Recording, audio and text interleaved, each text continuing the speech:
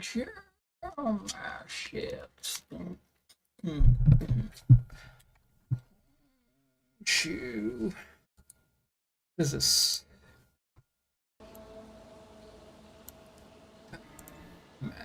Save me. Bounce. Yeah, yeah, yeah, yeah, yeah, yeah, yeah, yeah. I'm a man in a book. Don't.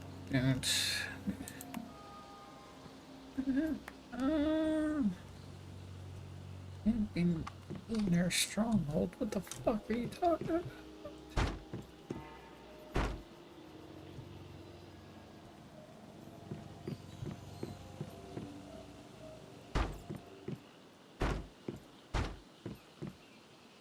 Alright, let's see.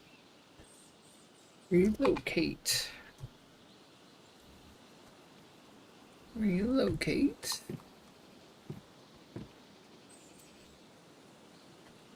Build a disassembly bench. 20 copper. So first I need to build a furnace. Use the furnace to refine raw materials into something more practical. We'll need it for advanced items. Okay.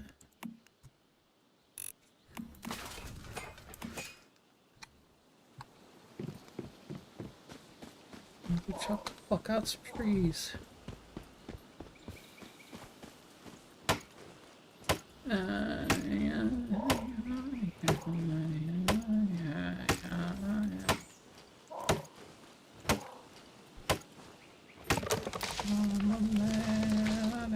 Box.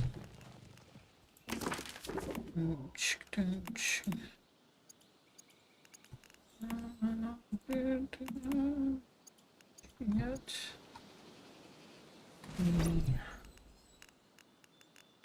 Friends.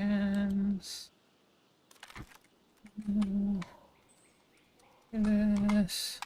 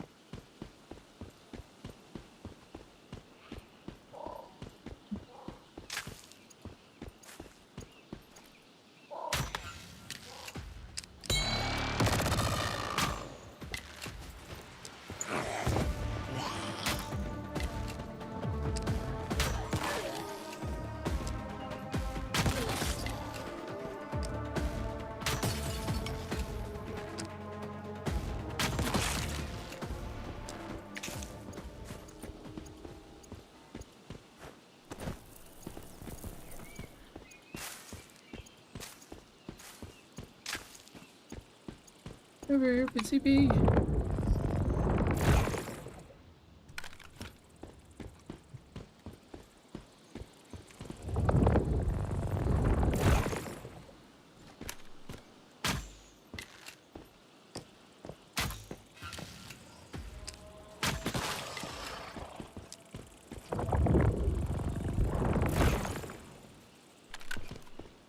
Get the fuck over here.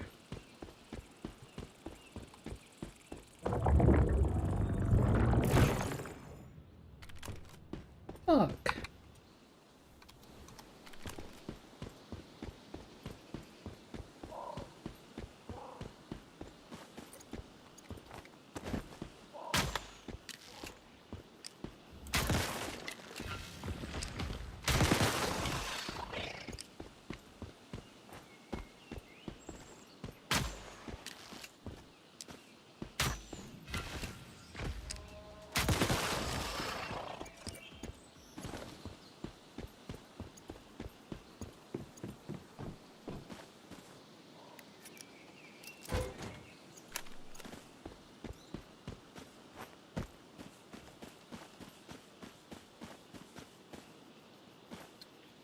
The fuck is the fucking beaver? What the fuck is the beaver? Beaver? Beaver? Beaver? Where are you, beaver? Talking beaver is way down here.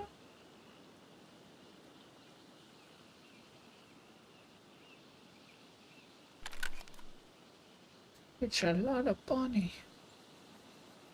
Where the fuck am I? Like right here somewhere, huh? Where the fuck am I?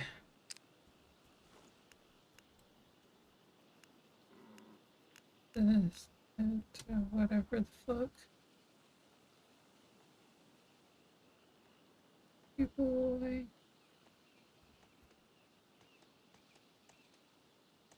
Talking people on this bridge?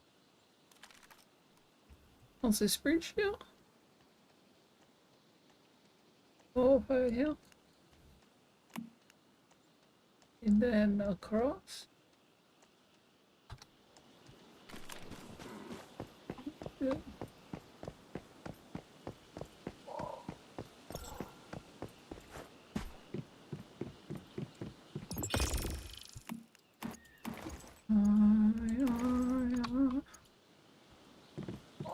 And build disassembly bench.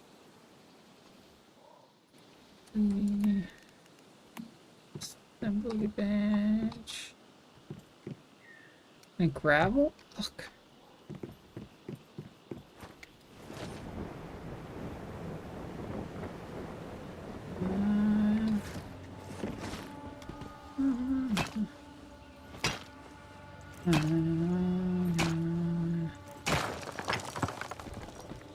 I'm a man in a box.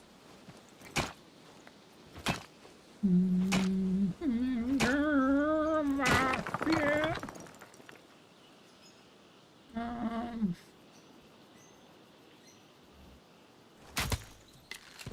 Okay, let's see. Gravel, and then I could build a disassembly bench. And then I'll run and go get the beaver and the digger boy. The little digger boy.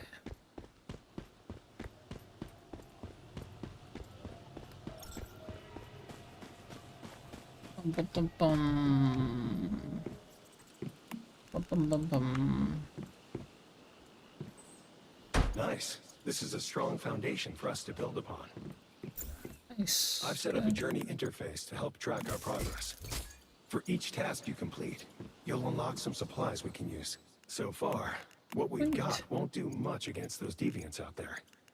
We need proper weapons and armor. There are some abandoned Rosetta facilities nearby. Maybe we could find some useful supply crates there. I've marked their locations on your map. Storage expansion.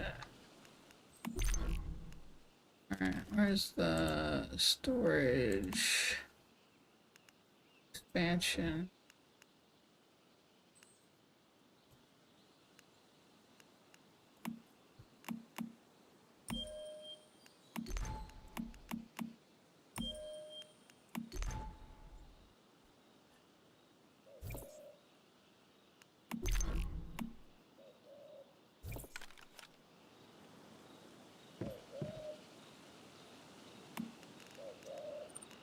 Ba, ba, ba, ba, ba, ba, ba,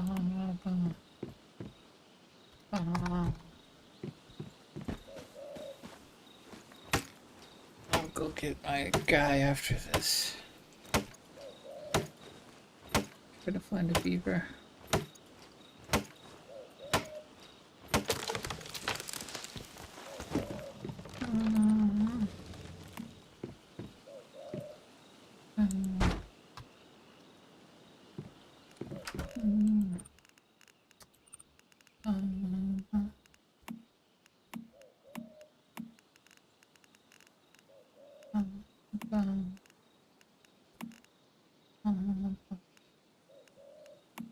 fuck it.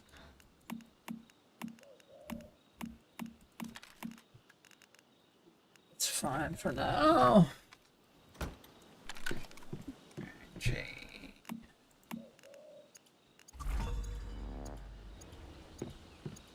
Right. It's running. No place to hide. And I'm gonna leave my whole world behind me, my dog and my double Y. Fuck. Alright, now let's go get a beaver. Let's go get some beaver. Ha ha ha ha. Ha ha. What the fuck?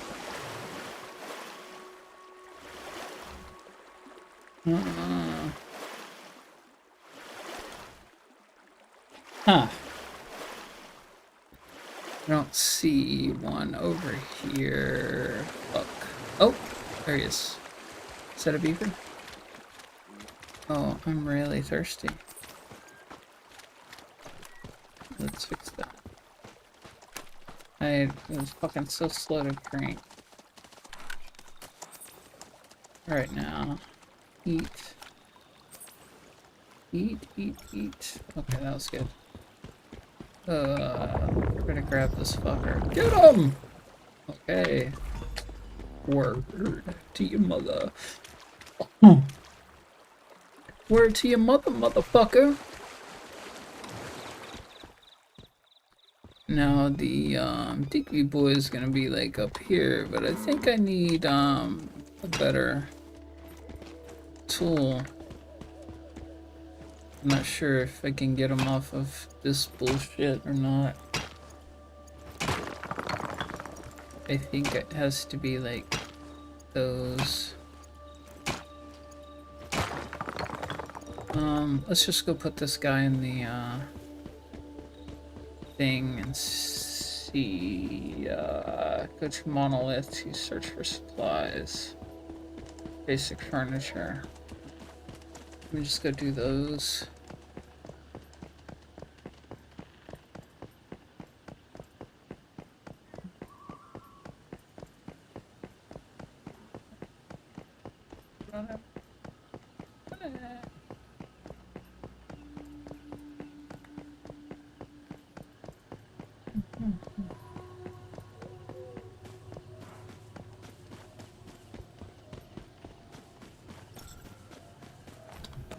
Alright.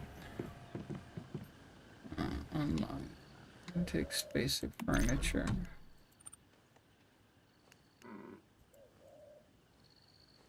Basic furniture.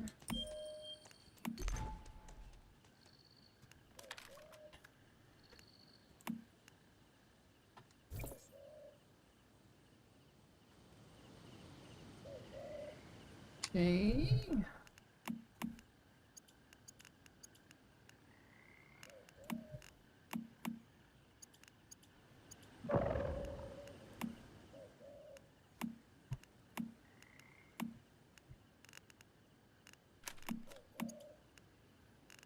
Hello, hello. You say goodbye. I say hello. Hello, hello. You say goodbye. I say hello. Let's get through this guy. Yeah, well. Yeah, this guy, eh? Get the beaver? You get us some logs, eh? You get us a whole fuckload of logs.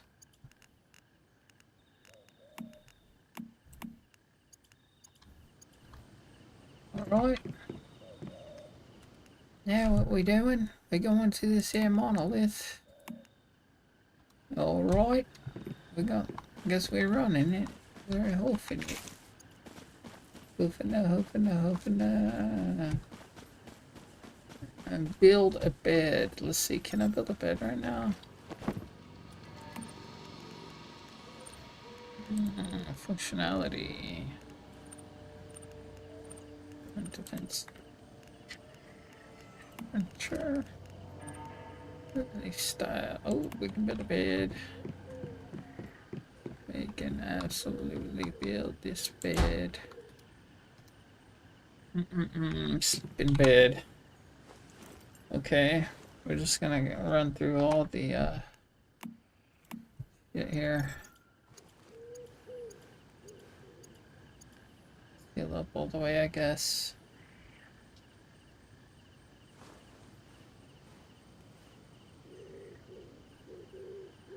Every single time.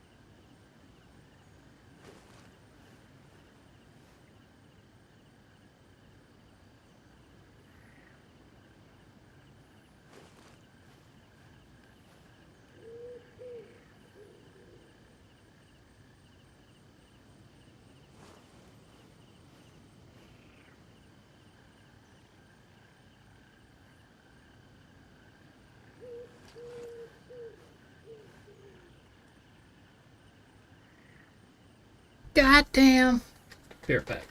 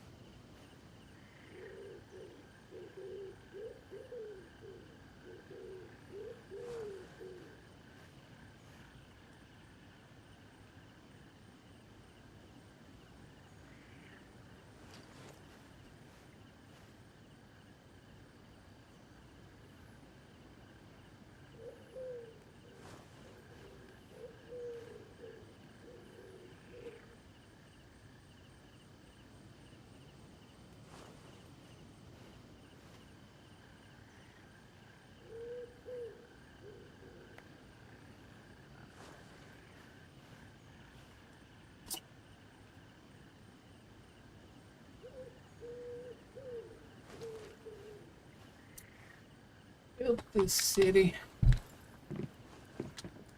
We built this city on rock and roll. Unlocking essential tools.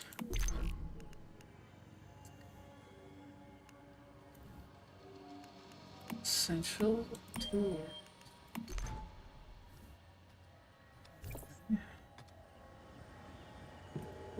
Work supplies bench.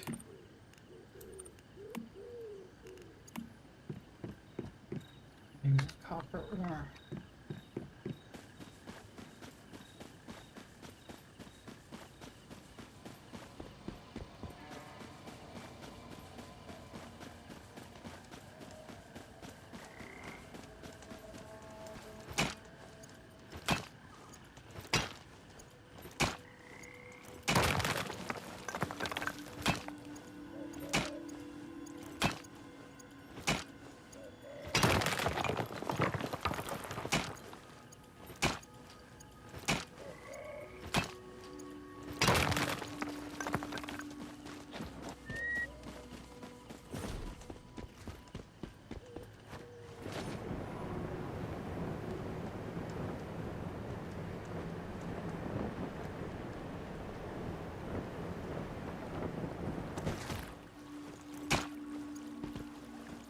I'm trying to get.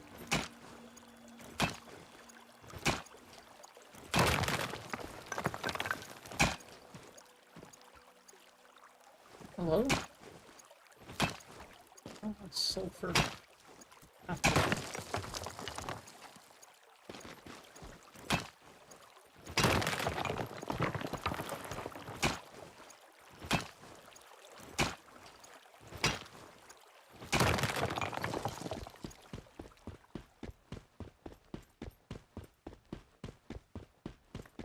My baby takes the morning train.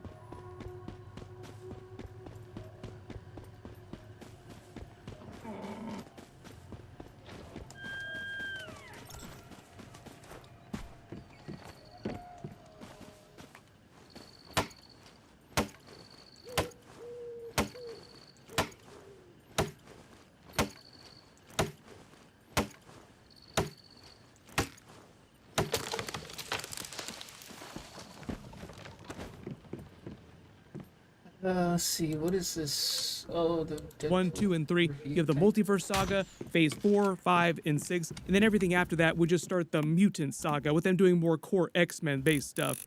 But after this movie, it definitely feels like they accelerated their plans to do that. Like, you know what? This is actually a really fertile area, just in terms of story, characters, so much potential here. Why don't we just make a beeline for all the stuff that people are really looking forward to? There's so much to talk about. If you're brand new to the channel, we're also doing a giveaway for movie tickets. All you have to do to enter is be a subscriber and just post all your reactions to the movie in the comments. Since we're trying to do a non-spoilery type of video here, please don't post overt spoilers if you do get a chance to see the movie early, but there is a post-credit scene. I feel like that's not a spoiler to say that you need to stay after the credits. It would be weird if you went into a Deadpool movie that referenced literally everything that could possibly be referenced, every meta thing that it could possibly do, and did not have a post-credit scene. I will do a totally separate video for that later this week and a full breakdown video with the many, many, many Easter eggs and references. So make sure to go see the movie as soon as humanly possible. Don't wait a couple weeks. Don't wait for it to come out on home video and Disney Plus. Rush to your closest theater as soon as possible. Starting with probably one of the biggest elephants in the room, everybody's been seeing all the trailers, the billions of cameos from all the classic Fox Marvel movies, cameos from other legacy movies pre-MCU, and a lot of present-day MCU stuff mixed together. And one of the highest compliments I could give this movie is that it manages to balance all those cameos, all that craziness, and still maintain the heart of that original Deadpool movie. Only 9 people, but my entire world is right here in this picture. And I have no idea how to save it alone, but you know how to save it. Like, this movie is the real Multiverse of Madness that we always wanted to get when we saw those Doctor Strange Multiverse of Madness trailers. The movie absolutely trashes the Multiverse Saga movies, so if you've been looking forward to Deadpool making fun of all those, he definitely does that. Going into it, I thought of it as more of a swan song for a lot of the classic Fox Marvel movies, just because so much of the movie trades on the comedy of the Fox movies being defunct now that the MCU has all those characters back. There's even a lot of direct jokes in the movie about that specifically. But even though it clowns on a lot of that fact, like, you're not wanted, Fox Marvel actors, all these legacy actors, we're going to be recasting all these new people in these new Marvel movies, it still manages to do them great honor. It treats all the characters very well. But everyone gets clowned on. Everyone in real life associated with these movies, the entities like Disney, Fox, Ryan Reynolds, Hugh Jackman making fun of themselves throughout the entire film. Some of these things are probably the reason why this movie succeeds in doing what She-Hulk, for instance, tried to do but failed. They found a way to keep the focus on the actual character journeys throughout the movie while all this crazy stuff is going on around them, multiverse style. And one of the big problems, I think, recently the last several years, you have a lot of Marvel movies since Endgame, Phase 4, Phase 5, Phase 6, starting to lose their way, getting buried under the spectacle of it all. Hey, did you know you might get a big cash payout if you were in a car accident in the last year? Yep, even if... Marvel's biggest weakness has probably always been its actual scripts. Mostly because even going back to that first Iron Man movie, they never really had a finished script before they started filming any of the movies. James Gunn's Guardians of the Galaxy movies are probably the exception to that just because he writes them himself, and in this case too, Ryan Reynolds is one of the main writers of the movie. Now, he isn't the only writer. Big reminder that the writers of the original Deadpool movies came back to actually write on this too. which I think is one of the ways why they're able to maintain the core Deadpool character while this is all going on. Like, they're trying to bring him into the MCU, trying to do all these other things, call out the MCU just in general, course correct the MCU heading forward into the next Avengers movies. So under any other group of writers, the movie probably would have failed. Really good example of this phenomenon is Infinity War and Avengers Endgame. Don't really have scripts, just like a collection of notes they scribble out every single day and give to the actors when they're trying to work through scenes. If it hadn't been the Russo brothers and all the Marvel actors who'd been doing these movies and playing these characters for so many years on all different sides of the equation, like all the creative people involved in making the movies had been around these for so long, those movies could have been a shadow of their former selves. So because they just carried a lot of the original Deadpool movie creative team forward to make this movie, it manages to combine that Infinity War level spectacle. I think Infinity War is probably a better comparison than Endgame, just in terms of the vibe, even though there are many Endgame references specifically in the movie, combining that with the heart and soul of the first Deadpool movie, which is a way smaller film. And even though it uses a lot of the cameos for just general comedy, it pays each of the characters that it uses for those cameos with great honor. Which I think is why it's so easy for a character like Deadpool and Wolverine, for instance, to get away making fun of everyone so much without getting the same hate that, say, like She-Hulk gets, because it treats all these characters with a lot of respect.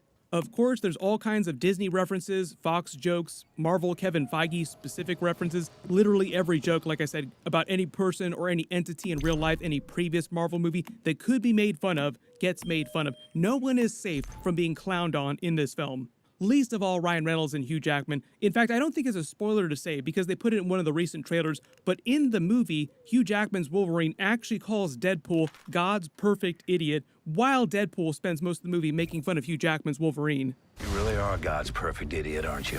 The answer is yes. Just a little taste of how meta the jokes get, because that line is taken from the first Deadpool movie intro scene where the writers of that film, writers of this film as well too, called Ryan Reynolds God's perfect idiot.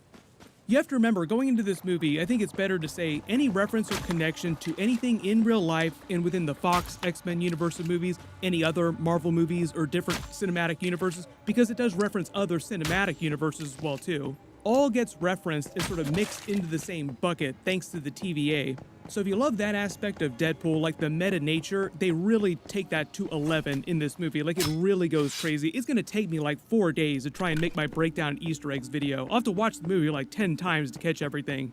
Thankfully, Kevin Feige, Bob Iger, like all the actual heads at Disney and Marvel, let them keep their very hardcore R rating. That was never in question. Kevin Feige made a big deal about that, letting them do what it is that they do. He also said the success of this movie opens the door for more similar R-rated movies in the MCU just in general with other characters. Without getting into spoilers, he makes a lot of very special references to other really big Marvel characters, so you just kind of wonder what that means about the actual canon if he knows these other characters. Like, when did he meet these other people? Like I said, lots of references to other cinematic universes.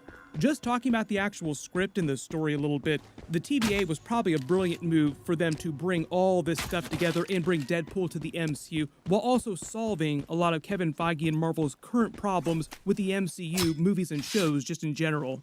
Sean Levy, the director, said that some of that wound up being coincidence. Like, you think some of the references are about specific things that happened the last year or two, but he says they actually wrote the movie a couple years ago, so there will be some things in the movie that just happen to work out that way for the benefit. But Marvel's had it bad the past few years. Movies, shows not doing well, actors being arrested, then fired. They banked 2 separate massive Avengers movies on Jonathan Majors, Avengers 5, Avengers 6, and then outright fired him. Talk about debacle. Like, how do they recover from something like that? Then along comes Deadpool, the opportunity to answer how they're going to recover from this whole mess. Deadpool is just as good at fixing problems as he is making them himself.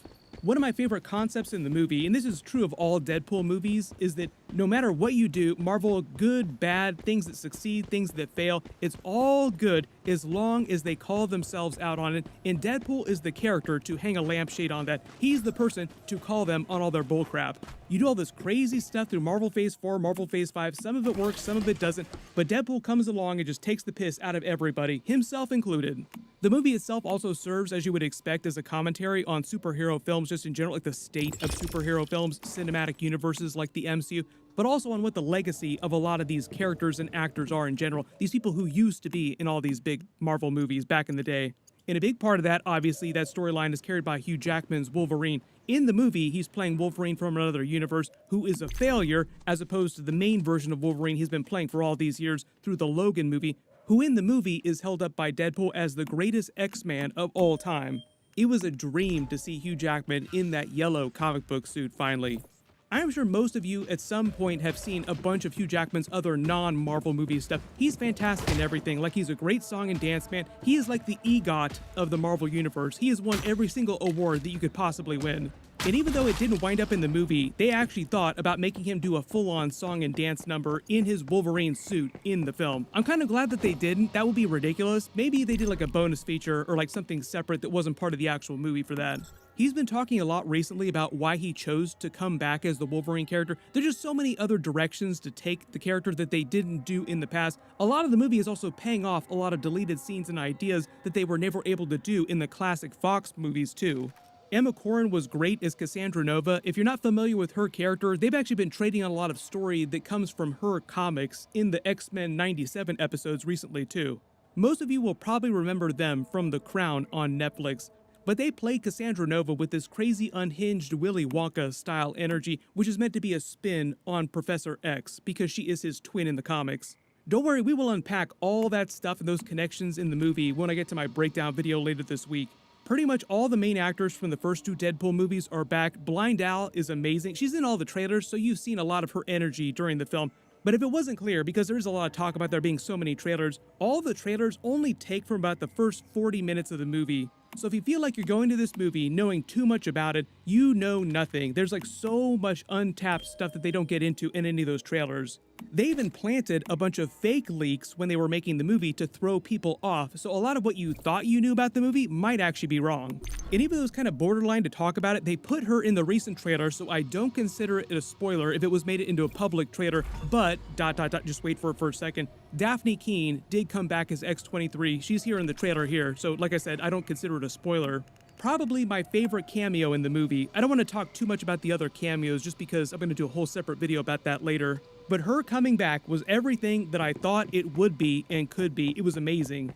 There's a lot of musical Easter eggs that they bake into this too, themes from other classic Marvel movies and classic actors, but the original music they created for this, like the brand new music, was also pretty solid. I'm still pretty partial to the music in the first Deadpool movie though. I'm gonna have to watch the movie a couple more times to decide where I rank it in the Deadpool movies now. Right now, I still think that the first Deadpool movie is probably gonna be my favorite. This might be like a close second or like tied for first, and then Deadpool 2 I just feel like isn't quite as strong as either this movie or the first Deadpool movie. Once you do have a chance to see it, just post your reactions in the comments below. Please don't post spoilers on this video though. I will have a couple separate videos later this week. We will talk about all the spoilers then. Like I said, there is a post-credit scene, so be sure to stay after the credits. In the way they leave things just in general, to talk about it in a non-spoilery way, as you would expect, Deadpool making as many messes as he tries to fix, things are as chaotic as ever at the end of the movie. But you do walk out of this movie feeling like the MCU has an actual direction, like it has more of a focus that it didn't have before. Hopefully they can maintain this momentum coming out of this movie into Captain America 4 next year. It seems like they're on the right track. Like it seems like Kevin Feige is turning things around, and this is just like the first big step in doing that. So I don't know if I'd call Deadpool Marvel Jesus, even though he seems like he's calling himself that, but he's helping save the MCU, metaphorically and kind of literally in real life. The other real big reminder is that this week is Comic-Con week, so Marvel's going to do a big Hall H panel like it used to do back in the day. There'll probably be at least one big trailer they release publicly. Of course, I will do all the videos for whatever they wind up announcing. There'll be like a Captain America Brave New World panel. There'll be a bunch of special Deadpool and Wolverine stuff going on there, some Fantastic Four movie reveals, maybe announcements about a couple other upcoming movies like Thunderbolts, maybe Avengers 5, because they are supposed to be filming Avengers 5 next year. My post-credit scene video will probably post Thursday night or Friday, and my full breakdown and Easter eggs for the entire movie will post after that video. So be sure to enable alerts for my channel so you don't miss that. And if you have any special requests... That's enough. That's enough of that.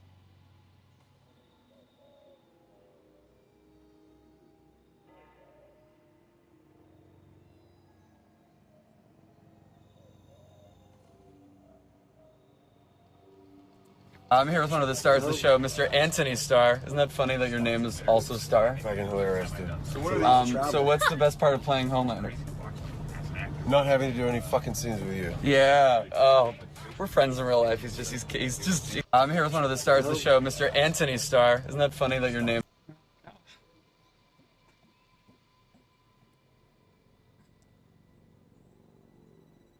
Conference room.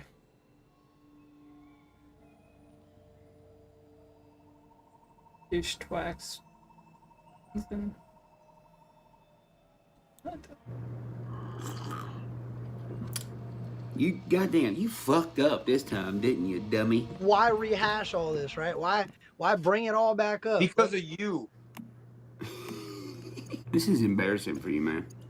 What did I do? I was on the fucking panel, sitting there doing my thing. You're Just sitting 50 there. fucking years old. It's 2 in the morning.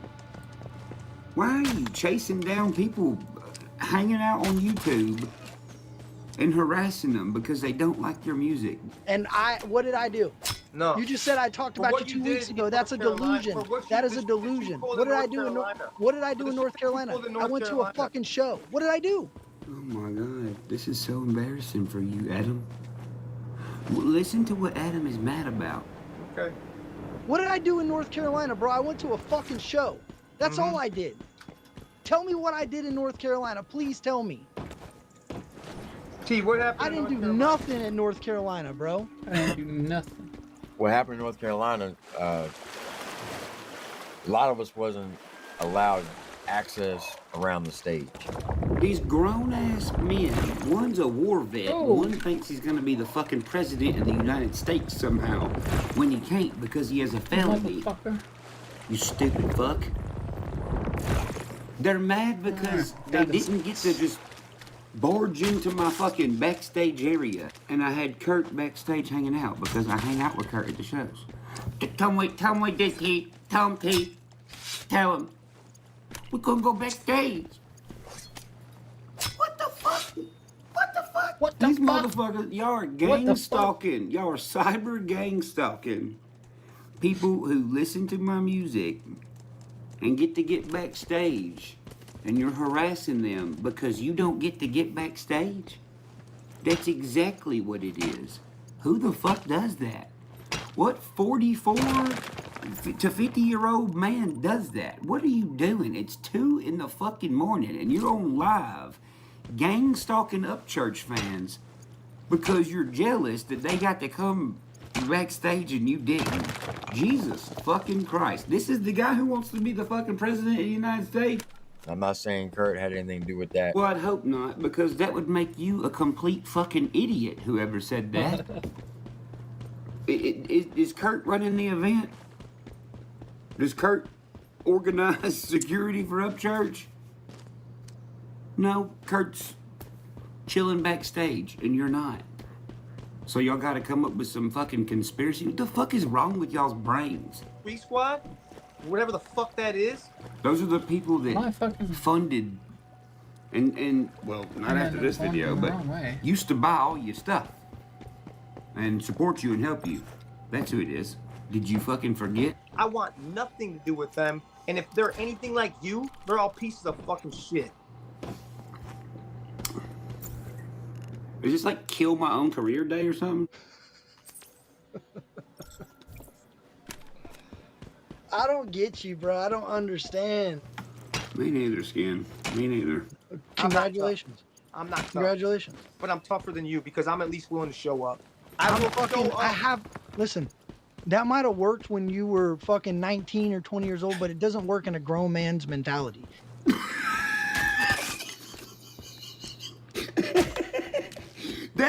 That's the thought of, that's the thought of a normal working man, bro. Exactly what he just said. So show up wherever the fuck you want to show up, Adam. You say my name on the internet. You think it's safe to troll me on the internet. But then I come on here and I try to enjoy the music and you fucking freak out. You're a fucking loser, dog. And this is I know. all you have in life. Yeah. I'll get up and go to work tomorrow. Don't worry. That's all I got in life. You have to. And it's that comment right there that makes me say, fuck Adam Calhoun. Why are you making fun of the fact that he's got to go to work tomorrow? Do you ever think that maybe he likes going to work because this is the working class people? This is who listens to this kind of music. While you're over here like a fucking diva, being like, "What? Well, you gotta go to work and I don't." Adam, don't you bitch about people not going to work? Now you're bragging about not going to work.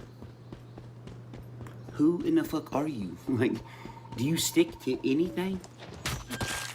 By the way, Kurt is very good at his fucking job. Kurt's a welder, and Kurt can roll dimes. Adam, I know you don't know what rolling dimes means. You'll probably Google it or something and be like, I know about welding stuff. Do you think before anything spills out of your fucking dirty ass beard? Probably not. Because you have a show where I'm gonna be at Taylorville. The people that are paying for the tickets went to work all week. And they're buying the ticket to stand in front of you while you sing shitty fucking country songs and rap songs that you made. You're gonna take their money that they worked for, right? But you're here mocking him because he's gotta go to work. And you're like, I don't have to and you do. You sound like a fucking teenage entitled rich kid. Most of the people that bust our ass and grow up like we do don't like fucking entitled rich kids because entitled fucking rich kids don't know the value of a dollar.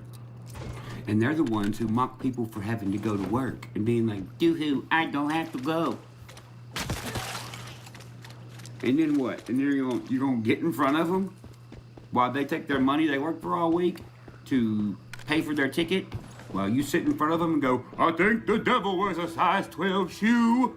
Hold up, ain't that what it says? I think the devil, hold on. I've been walking through hell just so I can find heaven. Oh yeah, you'll definitely find it looking in the opposite place. My fire might have burned a little leather. I met the devil anywhere, size 11. Is that right? How do you know his shoes size 11? It's an interesting way to tell us Tom's ding-a-ling is 5.5 inches long. Why don't Ryan Upchurch diss me? Because I don't pick fights that I know I can win. Your accent, the way you enunciate words keeps you from doing anything rap-wise. Fucking, you can't even say railroad rubric. Or red rubber roses. Red rubber roses? Railroad rubric? You can't rap battle me. Why don't he diss me? I got all these diss tracks. You see what I'm saying? He spells tracks, T-W-A-C-K, twax. You stand no chance. He dissed Tom for whatever reason, because he had it's just so funny. He dissed Tom and then he had an album drop. And then he put a diss on an album that he dropped. Man, why is he so fucking good at doing shit with twax You're pretty all the time? Why don't he diss me? Diss me, motherfucker, because I can actually... I'm just a Come on, diss me. Yeah, see, even you know. I'm Mary. You come on, motherfucker, diss me. I can... Don't tell me you're going You to not pretty. I'm going Why to don't give you you a diss while me, you're you doing fucking that once you're faggot? done. After all. He's such a grown-up. Can't you tell? Ryan's a fucking pussy, fat, fuck, out of shape pussy that ain't gonna do fucking shit. Jesus Christ, save some ladies for the rest of us. Patchy ever since Mitsuko revived. Fuck you, Just to be fuck safe. Ryan Upchurch, We better fuck not share Big the Squad. existence Oh of yeah, Mitsuko Adam, you're so Mitsuko. business-minded. That blueprint is Say hard fuck selling. all the people We that can are use it gonna to be make at this real show. dough. You trying to fuck the event up? Let's check your memetics. Do you and start by realize building that a gear business workbench. owners are gonna be like, yeah, not that guy. His music was already fucking horrible. Now he's doing this shit, inciting violence before he gets there, picking fights with thousands of people, being like, yo, fuck you, thousands of people. You have to go to work. Yeah, nah, that's not gonna be good. No, Holy I'm shit. about this shit. About this Not shit. Ryan. Suck my dick. How about that? Suck my dick. Good God. I feel sorry for anybody associated with your team having to watch this. And then, what, lie to you? Be like, yeah, man, Adam, you got him, bro. Adam only got himself. Especially when you're like, yo, fuck the working class. I'm gonna come say Red Rubber Roses and you're gonna pay for it. No. I would not be surprised if they booed you off the fucking stage. It's not my problem. You're the one on here telling everybody to S your D and Creek Squad, S my D. Dude, Creek Squad has kids in it. You are aware of that. I know you are. Yet you still say stupid, weird shit like that. Do you think any of these fucking parents are gonna deal with your shit? Do you know the kind of people that comes to these shows? I feel sorry for you, bro. Actually, no the fuck I don't. That's funny. Yeah, suck my dick. I'm about this shit. I'll beat Ryan Upchurch's ass any day of the week. I'll put my whole catalog, $3 million, my house, and everything I own on it. Is that supposed to scare anybody? You ain't scary. You ain't fucking big enough to be scary, homie. Oh, Ryan's gonna end your career. End my career, bitch. Suck my dick, Kurt. Get the fuck out of here. Beat it.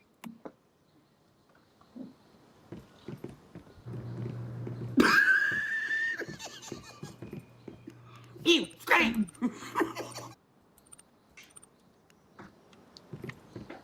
Get them views. Get them views. I love how Kurt's just over there just staring at the screen like, what in the fuck is happening? Oh, fuck. Adam looks like the bully from the Christmas Story grew up and was like, where's all the penises at? Oh, he's shitting Suck on my Adam dick. the whole time. How you like that? Go to sleep. Go to work. Shut the fuck up. Oh, man, this video's not gonna age well for him. Like, you could have just, like, been quiet and just not bothered nobody. My favorite thing that Ryan does is this. Oh, I'm just minding my own business. Man, Theo Vaughn, move over. Here comes this guy, being like, man, people mind their own business. You hear all the laughter? Fuck, it's so loud. My own business. Paintings around. I don't even bother anybody. That was a good one. Hey guys, look at this queer. He paints. You gotta stop living like life is an 8th grade cafeteria. Everyone has surpassed you in maturity by like 20 fucking years. You're still like, hey, look at that guy's pants. Want to give him a swirly? Shut the fuck up, faggot. Listen to it. Fucking up at 3 o'clock in the morning, hanging out with a bunch of failed rappers. Who just live in dirty rooms and don't go to work. You're a fucking 33, 34-year-old grown-ass fucking pussy. Your wife must be extremely proud that she married you. I bet she loves just listening to you walk through the halls all night being like, these guys are better than me, and I'm angry about it. You're a pussy too. You ain't gonna do shit. Love you too, Adam. Sweet dreams. Motherfucker, I don't dream. I know. Damn, he walked into that one. Oh, I'm gonna go record a song and put bored after it, so when everyone's like, oh, that wasn't that good. Well, I did it when I was bored. We get it, Adam. You're mad. It takes you fucking 5 hours to write 4 bars. And it'll be something fucking stupid like bowl of rice, bowl of ice, or whatever the fuck it is you say on that one song. I can't tell what the fuck you're saying. Then you take your blank sheet of paper and you'll walk past like a reflection in the window or a mirror. You'll rub your little bald spot in the front of it. Then go fuck the shit. Yeah. What do you call it? Like self-esteem issues, so you take it out on everybody else. I'm gonna go write a song, fucking a diss track, and be like, no, it didn't try. Uh-oh, Adam's turning into a white ribbon American, the ones he used to hate. He's like, man, this guy's better than me. Fuck him. Gay. Gay first. Why are you yelling at me about? Why are you complaining to me about Ryan? Why are you complaining about me to me what Ryan did? Get him, Adam. Tell him. You're not a real reaction channel. What does that even mean, bro? What's the deal with everything? From his surprise appearance on Kill Tony. Right now I'm working at Trader Joe's. What are you doing at Trader Joe's? Just like Trader Joe, that's what we call this guy. He's sold out this country. To the sketches on Gillian Keeves and SNL, the Shane Gillis Donald Trump impression gets funnier every time you see it. To take Trump and make it not hacky, it takes a lot of skill. Thanks, dude. And these are 16 of the funniest Shane Gillis Trump moments. Starting off with the original story of the Trump impression from Shane's first special. To do Trump. It's very, all you have to do that, just do that. Do that a second off from where it should be in the sentence. You don't have to sound like him. All you have to do is like get his cadence down. It's very easy. All you have to do is like describe something and then say you described it that way. That's it. It's every time. Like, what a big room this is. I walked in here, I said, wow, what a big room. That's it. Every time. The easiest way to do Trump is like the speech Trump when he's doing a rally. Okay. Because it's just in the back of your throat. Okay. The greatest country. That's it. The greatest country. Okay. A little bit. The greatest country. Don't do this. Do this. The greatest country. Don't move at all. Only move your hands. All right. Don't move my If body. you're sitting, Move your shoulders, just your all right. hands. if you're The sitting, greatest country. the best country. The best country. Wow, what a country. Wow, what a country. A lot of Asians. A lot of Asians. Maybe too many Asians. Maybe too There many might be Asians. too many Asians. Yeah. Ari Shafir, what a loser this guy is. Yes. He's 70 years old, this guy. They tell me how old he is. He can't be this old. He is this old. That's amazing. That's great. That's amazing. Thanks. That's amazing. That's very good. We got to get you and Biden, you doing Trump together. President Joe Biden and President Donald Trump for the remainder of the show. This is one of those moments we will never forget. Oh, there's the lovely Heidi, everybody. Oh, hey. What a great lady. I talked to her backstage, and wonderful woman. The tits are real. Excuse me. A lot of people are saying her tits are fake. They're not fake. I touched them, and great tits, wonderful tits, American tits, and that's the thing that we've lost under this administration. Where are the American tits anymore? 4 years ago, there were American tits. Now there's no American tits. Mexican tits. Mexican tits are streaming up the border. No one's stopping it. Fentanyl tits. Fentanyl. Unimaginable what's happened to this country. We're fine. Hey, I smelled her tits too. They're great. Everything's great. We're fine now. We were fine then. We're fine. Hey, you're the sucker.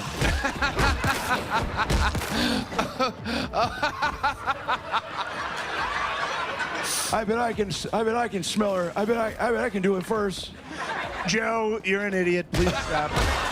Hey, say it to my face.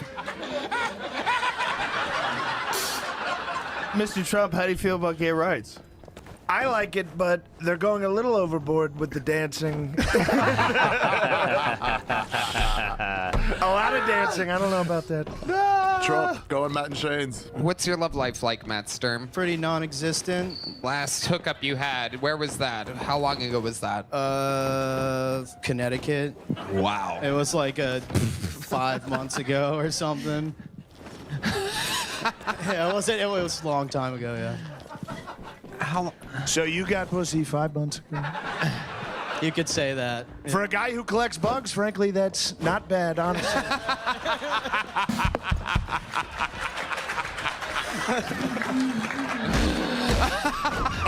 A sad woman in Connecticut fucked the bug guy. And now she's watching this right now. She's at home going, I fucked that guy, and he collects bugs in a jar.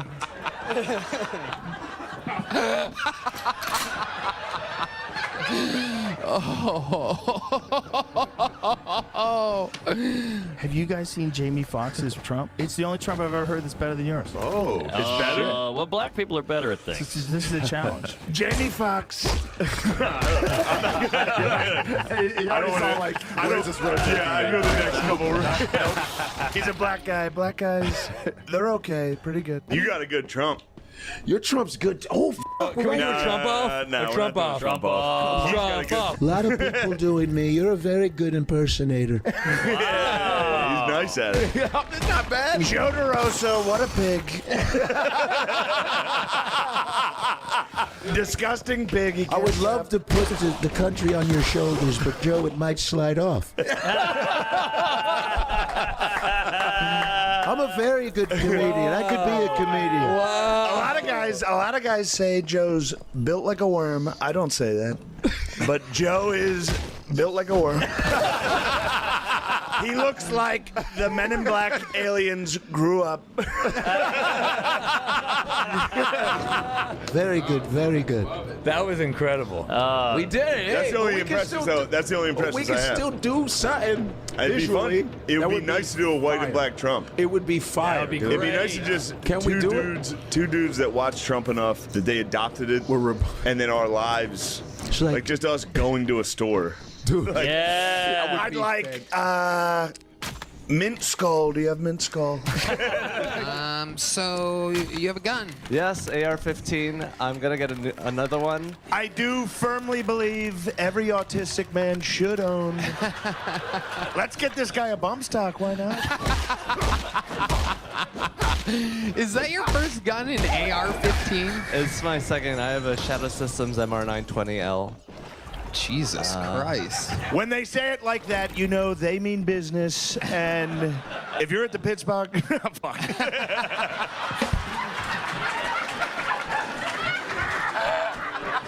Shut the fuck up.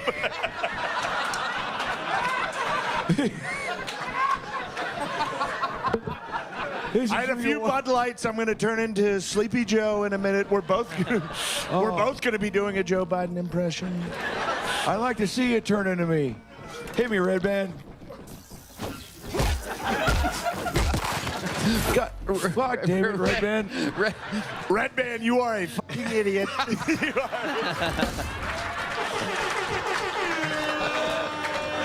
What are we at, Dave and Buster's? What was that?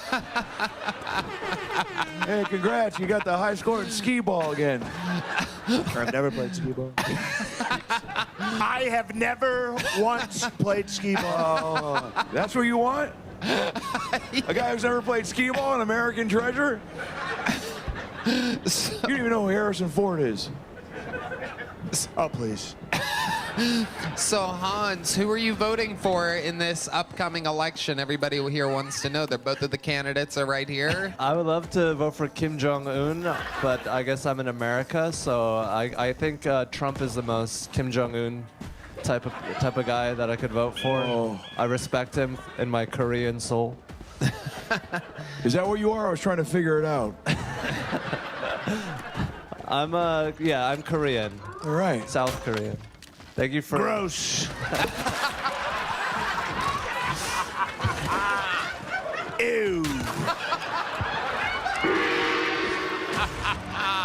Joe, there's a lot of scientists out there. There's these guys that come in here, they talk to you. They don't know what they're saying. They talk to you about getting pussy. I get pussy a lot.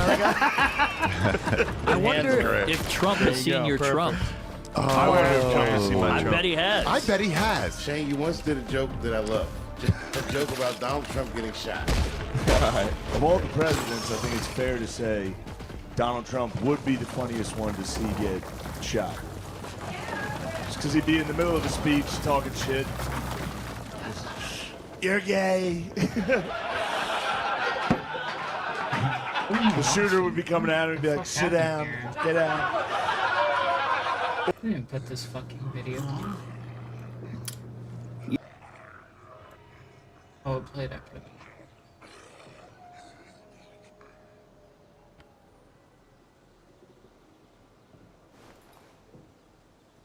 What is this?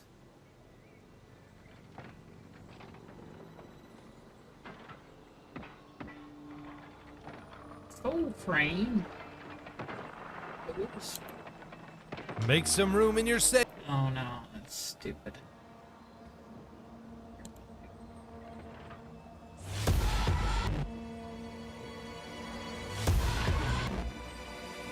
Oh wait, oh my god, is Charlie gonna slightly defend me? No shot.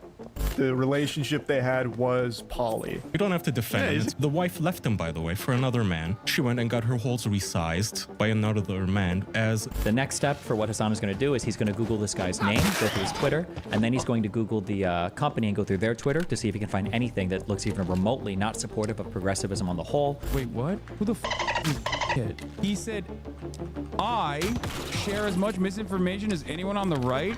Show me this motherfucker's Twitter right now.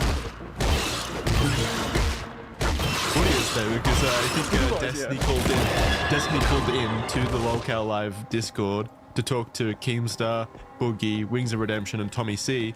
And with him, he brought one of his friends on his podcast, as well as XQC for some reason. XQC was there in the background, so there was a live audience to some degree, which is great. But yeah, this call happened, and yeah, what happened was that Destiny didn't lit open. Basically, he straight up called him a liar about his cancer. It wasn't difficult either. Like, Destiny didn't do anything. He just sat down and read a Wikipedia article, but Boogie went on tilt. He got really angry at being questioned in the first place. The entire drama was leading, like, for an entire hour. Wings, Keemstar, and the third guy, They all said, dude, everybody is questioning you at this point. If you have Hello. proof that you have cancer, show us. Hey. And he got Hello, really Teresa. mad at this. He got very angry Sorry, at the Mr. suggestion Okay. that he needs to show. Apparently, this guy Yeah. hates me because I'm seeing all these Just other looking comments. through, Okay, YouTube but videos, I trying to don't find think something to watch. this line here was actually an insult at me. I think this line was an insult at Boogie. When he says, I know you guys hear Wikipedia, you instantly get triggered, but when he says, all Destiny did was sit down and read a Wikipedia, then Boogie like lost his mind, I don't think that's attacking me as like a Wikipedia reader. I think that's attacking Boogie that like somebody just read something real quick and then Boogie like completely went apeshit. Now apparently he hates me because I'm seeing all these other quotes, but I don't know. We'll see. Anybody proof, especially Jackson Clark. Yeah, and that's where the whole "who is Jackson Clark" is meme has now come from, because he would not stop saying my name specifically, which is why I woke up to a million comments and a million tweets and stuff at me, and messages from Charlie saying you need to check this out. I thought something was like seriously wrong. I was You're like an scared when overnight I woke celebrity up, now, but then- my friend. You should feel proud. Yeah. And it's all thanks to Boogie and his lies. All thanks to Boogie. So yeah, let's just go into the clips. Hey, I've clipped about 20 segments from the stream that kind of illuminates what has happened in greater detail, especially with these lies. So yeah, we'll just play some clips right now. We can start with clip 1, which is Destiny joining the stream and immediately diving into his accusations. All right, here we go. Well, let me turn the stone a bit for myself. It is secondary polycythemia. Well, then can you why would he explain? call it? Why would he call it polycythemia vera? Wait, real quick. Was most of your info from Wikipedia for this particular thing? I don't think any of it came from Wikipedia. It was just like, but it was like random websites like Johns Hopkins. But it, again, not to like belabor the point. If you criticize somebody for using Wikipedia, you have to explain why the criticism makes sense. Like there are going to be some things that Wikipedia is like a really good source for, and there's going to be some things that it's probably not as good of a source for. If you're talking about like surface level information on stuff, which for medical stuff, all of this was like very surface level information, like Wikipedia is probably fine. I don't know why you would criticize it. We're not looking for incredibly subtle, nuanced, historiography or, the incredibly detailed impacts that a particular theory in physics or mathematics had on the field, or the prevalence of, Wikipedia is very, very, very, very, very good, exceedingly good at answering basic questions. So it doesn't really make sense to criticize Wikipedia, what produces energy in the cell. I'm pretty sure that's the mitochondria. Yeah, you really think that? What'd you get that off Wikipedia? Like, yeah, it's right. I don't know what you want me to say. Why would he tell me that I have hormone markers? Oh shit! And I was gonna say real quick too. Okay, sorry. There's a lawyer, law student guy. I think he's a lawyer now. Cute. Who always emails me about legal things, about felony murder, telling me felony murder. Obviously, if you commit a felonious action, somebody's killed as a result of that felonious action, you can be held responsible for murder. He says, however, it's a hot mess of a doctrine. For example, the AI prompt you pulled stated that felony murder cannot be used if the underlying felony shares elements of murder. This is the standard rule. But here in my great state of Minnesota, we don't follow that rule. Minnesota is in the minority states that allows you to charge someone felony murder for the underlying crime of assault. Funnily enough, I don't agree with the minority opinion, but it's the law, so my opinion doesn't matter. Another thing, felony murder can come about in cases where the victim dies without being shot or attacked by the defendant. The famous example is, if while robbing a bank you point a gun at a teller and that teller has a heart attack and dies, you could get charged for felony murder. Anyone who says Legal Eagle's error is obvious, doesn't practice criminal law, doesn't know how felony murder works, to be honest. I'm too lazy to dig deep into Pennsylvania/federal case law to find out if you can felony murder from attempted murder. That being said, if I really knew, I would have checked in the jurisdiction for making this. It looked like reading the statute. It looked like you couldn't be charged for felony murder. But anyway, but okay, that's. Then why would he call it? Why would he call it polycythemia vera? Why would he tell me that I have hormone markers in my blood that tells me I have polycythemia vera? Why does he order a bone marrow biopsy? What is Wings doing? Yeah, I was staring at that. Just to be clear, there is a world where he actually does have this cancer. Okay, remember my read on him is it's like 70% the person and 30% the medical stuff. Like, there is a world where in my blood that tells me I have polycythemia vera. Why would he tell me that I have hormone markers in my blood that tells me I have polycythemia vera? So when I hear him say hormone markers in his blood, it sounds like he's talking about EPO. I still don't know how to pronounce this. Erythropoietin, right? Meaning if this is elevated, it's causing your body to produce more red blood cells, which is likely not the cancer, right? That means it's making more blood cells because you have hormones telling you to make more blood cells, which isn't cancerous. However, he could have heard his doctor say, hey, just so you know, we did a genetic test and you're positive for this mutation called JAK2. And he heard that, and he might have thought, oh my God, yeah, well, I have this elevated hormone. I've got this hormone in my blood, by the way. He doesn't realize it's a mutation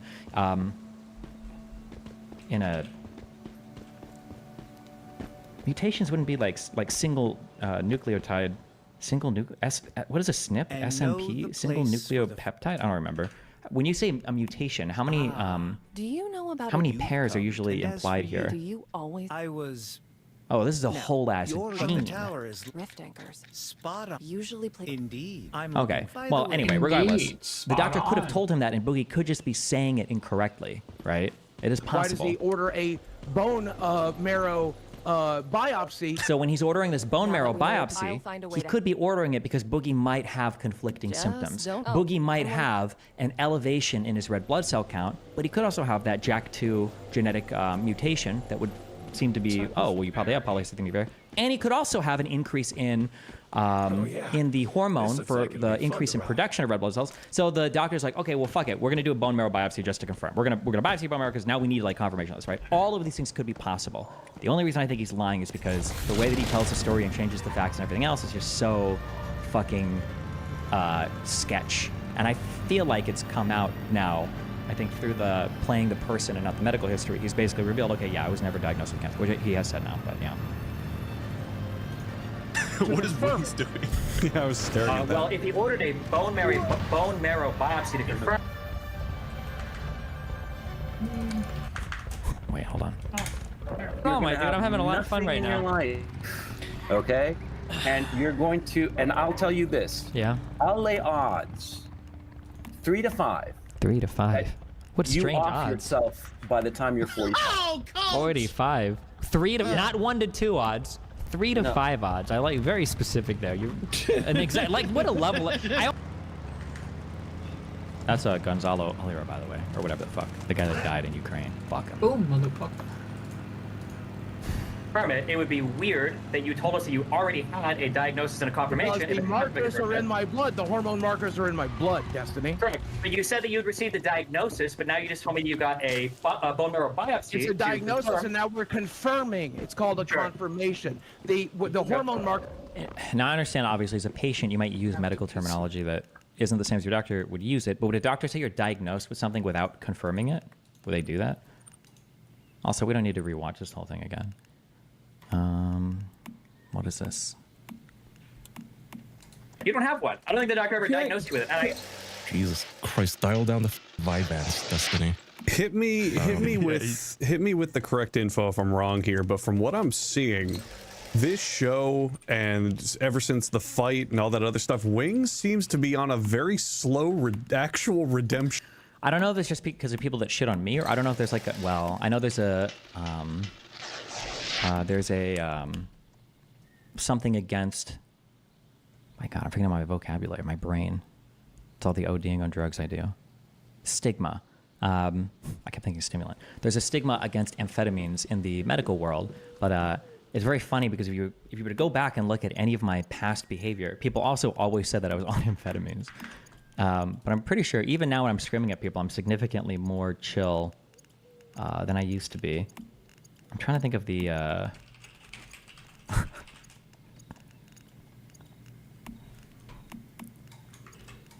what's that one song that goes dun dun dun dun ba bum bum bum bum bum? Do you know what I'm talking about?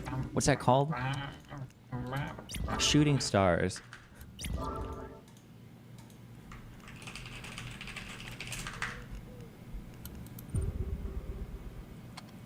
Do I do the face wiggle on this one?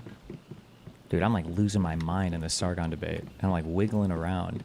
If they would have seen that, now it would be like 100% Meth-induced, yeah. But Shin arc.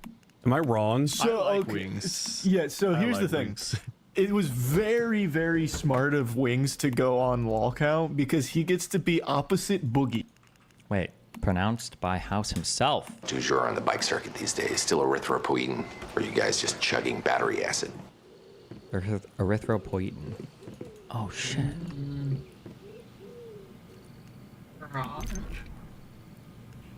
Oh, I bet he's talking to this guy because he's talking about doping. Because this is all stuff that you run into when you're doing when you're doping, is like the elevation in this hormone and everything too, right? Du jour on the bikes. Lance Armstrong doped with EPO. That's why it's famous. Yeah. My biology is very bad here, or non-existent. But I think an elevation in red blood cells, like a bit, gives you an advantage because your blood can carry more oxygen or something. Like theoretically, like if you dope, it can help you with that. And so that might be one thing, that if you can get your body to produce more red blood cells, it helps you for certain types of endurance activities because you've got more. Yeah. So you might have an elevation in EPO if somebody's doping or something. Yeah. They can carry more oxygen. Yeah. So it makes sense that it would be right up here. Okay. To take a bullet for them. Just a family man. Apparently he was a fire something. Sorry, I forget. But here's a photo of him with his daughter. And apparently he died because when he heard gunshots, he pushed both his wife and daughter to the ground and he threw himself on top of them to take a bullet for them. Just a family man. Apparently he was a firefighter, like the worst guy to hate. Possibly. You couldn't have shot more of a salt of the earth, regular. God. My favorite domestic politics, not domestic, my favorite local politics battle ever. Where are my 2000 to 2010 Omaha natives? Where are you guys at? I think I've spoken about this on stream before. There was this huge political deal in Omaha. And I think that the way that it was always referred to was 4 men on a truck.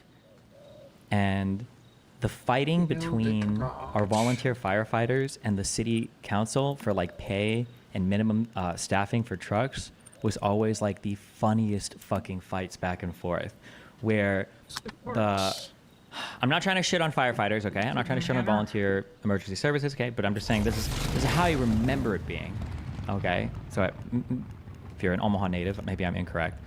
But the issue is that people were mad because our firefighter squad, they were all volunteer. However, what supposedly, now maybe conservatives or whatever were lying about this, supposedly what was happening is since they were volunteer and there weren't many calls a lot of the nights, you'd have these small business guys that would become volunteer firefighters. They'd show up at the fire station and they'd do their 12 or 24-hour shifts or whatever, but then they would just run their businesses out of the firefighter place. And they also, because emergency services, special services emergency services are so important for local elections, you gotta have the backing of your police union, your firefighters. It's really important. The mayor would always kind of be cucked out to the emergency services. So firefighters say, listen, if you want us to do a call, if we're gonna get a 911 or whatever, the truck has to be fully staffed every single time, okay? We need 4 men to staff a truck. And you would end up in these areas where like a grandma would call because she was like feeling short of breath, or there was a cat stuck in a tree or whatever. And every time they get a call like that, they'd roll out a whole truck with 4 guys on it, and they'd come out and it'd be like, okay, well, this is really the best use of city funds. But I just remember that fight back and forth was really funny because you had to tiptoe so carefully around talking about emergency services, because if you lost their support, you would literally fucking hit. Like, you never, ever, ever, at least in Omaha, maybe it's different in other cities, but in Omaha, you never wanted to go against your policemen or your firefighters. It was like a death knell to your campaign. Edward Norton's father was a firefighter in American History X. Nice. My dad was a firefighter, and he told me about this event that happened with a firefighter in Montreal, went on strike for a day, and the mayor's house unfortunately burned down. Really? So how did that change? I don't know what they ended up doing with that. I have no idea. They also had issues with the police unions that were pension spiking like crazy as well. I don't know if that ever changed either. Where what would happen is the Omaha Police Department, they would pay your pension. It was based on, I think it was based on like, it was 70% of your salary or 70% of your total compensation for the last 2 years of work. So what would happen is you'd have these cops that were making $60,000, $70,000 a year, and then in their last 2 years, they'd work a fuck ton of overtime. They might earn $110,000, $120,000, and then their retirement pension would end up being more than their base salary was when they were working. I don't know if any of it ever got fixed, but yeah, there's good memes. Yeah. I'm a county police officer. The reason that fire trucks are used in my county for med calls is just because of manpower shortages. EMT pays like $30K a year, but every firefighter is an EMT. Okay. Yeah, for sure. Yeah, I understand. I'm not necessarily saying that's bad. I'm just saying, yeah. Omaha's pretty big. No, how is the fire department just volunteers? I don't know. When it says volunteer, that doesn't mean they work for free. Like, they still got paid. No, wait, hold on. That doesn't make sense. What, as opposed to what, drafted firefighters? Fuck. Why were they called volunteer? Did they ever say that? Did I just make that word up? Wait, what's the difference between, what is a volunteer firefighter?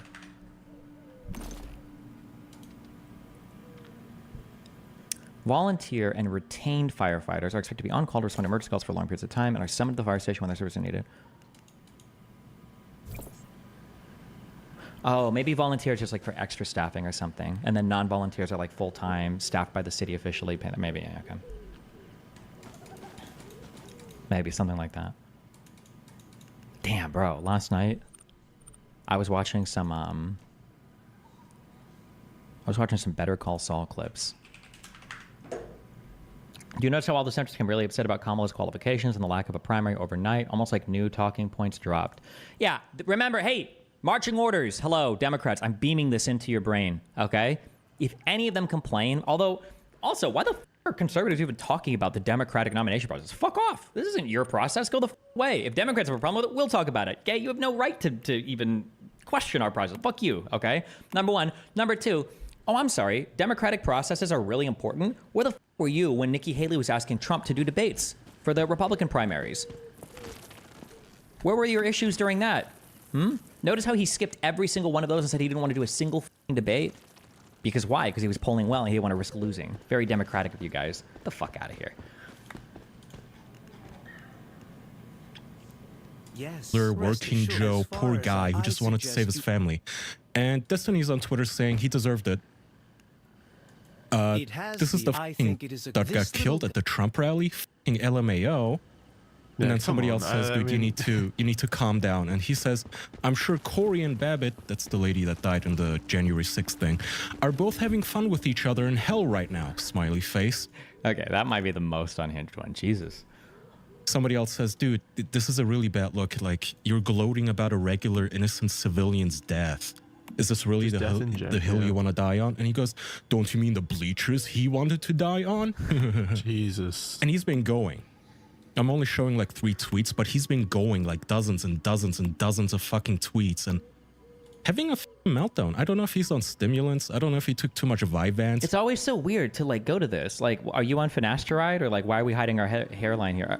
It's just such a weird go-to. It's always like it's either the cuck jokes, I guess now it's the amphetamine jokes, or the divorcelli jokes. Maybe something relating to my kid. And mixed it with Red Bull. I don't know if he's drunk. I don't know what the fuck is going on. I don't know. Regardless, it's a gross. He's torching all of his bridges right now. Like everybody is disgusted by this behavior on all sides. He's still getting some likes from like the fucking lunatics in his audience, like thousands of likes from people going, haha, yeah, this regular working Joe is definitely in fucking hell right now. But most people, they're disgusted with this. Creators and personalities should not be encouraging this kind of behavior.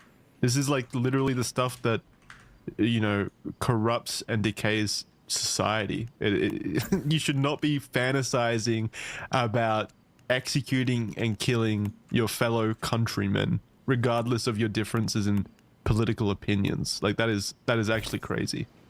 Well, it's dehumanization. Like that's been going on both sides for years now, and it's reached the point where people view people on the opposing side as the ultimate evil. The right views the left as the ultimate evil. Left views the right as the ultimate evil. Yeah, because so the political parties themselves also encourage it. The political parties themselves also encourage it. No, they fan the flames. Well, that's the other thing. For 8 years now, again, this guy was 12 years old, the shooter, when Trump got elected. And in those 8 years, what have we heard besides literally Hitler? Literally Hitler. Punch a Nazi. All Trump supporters are Nazis. If you see somebody wearing a MAGA hat, punch them, kill him. Subhuman. End of democracy. Doom, doom. Last election ever. Well, this is the fucking result of that. True. It's only been Democrats doing it over and over and over again. Every time you think of Republicans, you think of the most tame, hinged, unifying voices in the entirety of the media.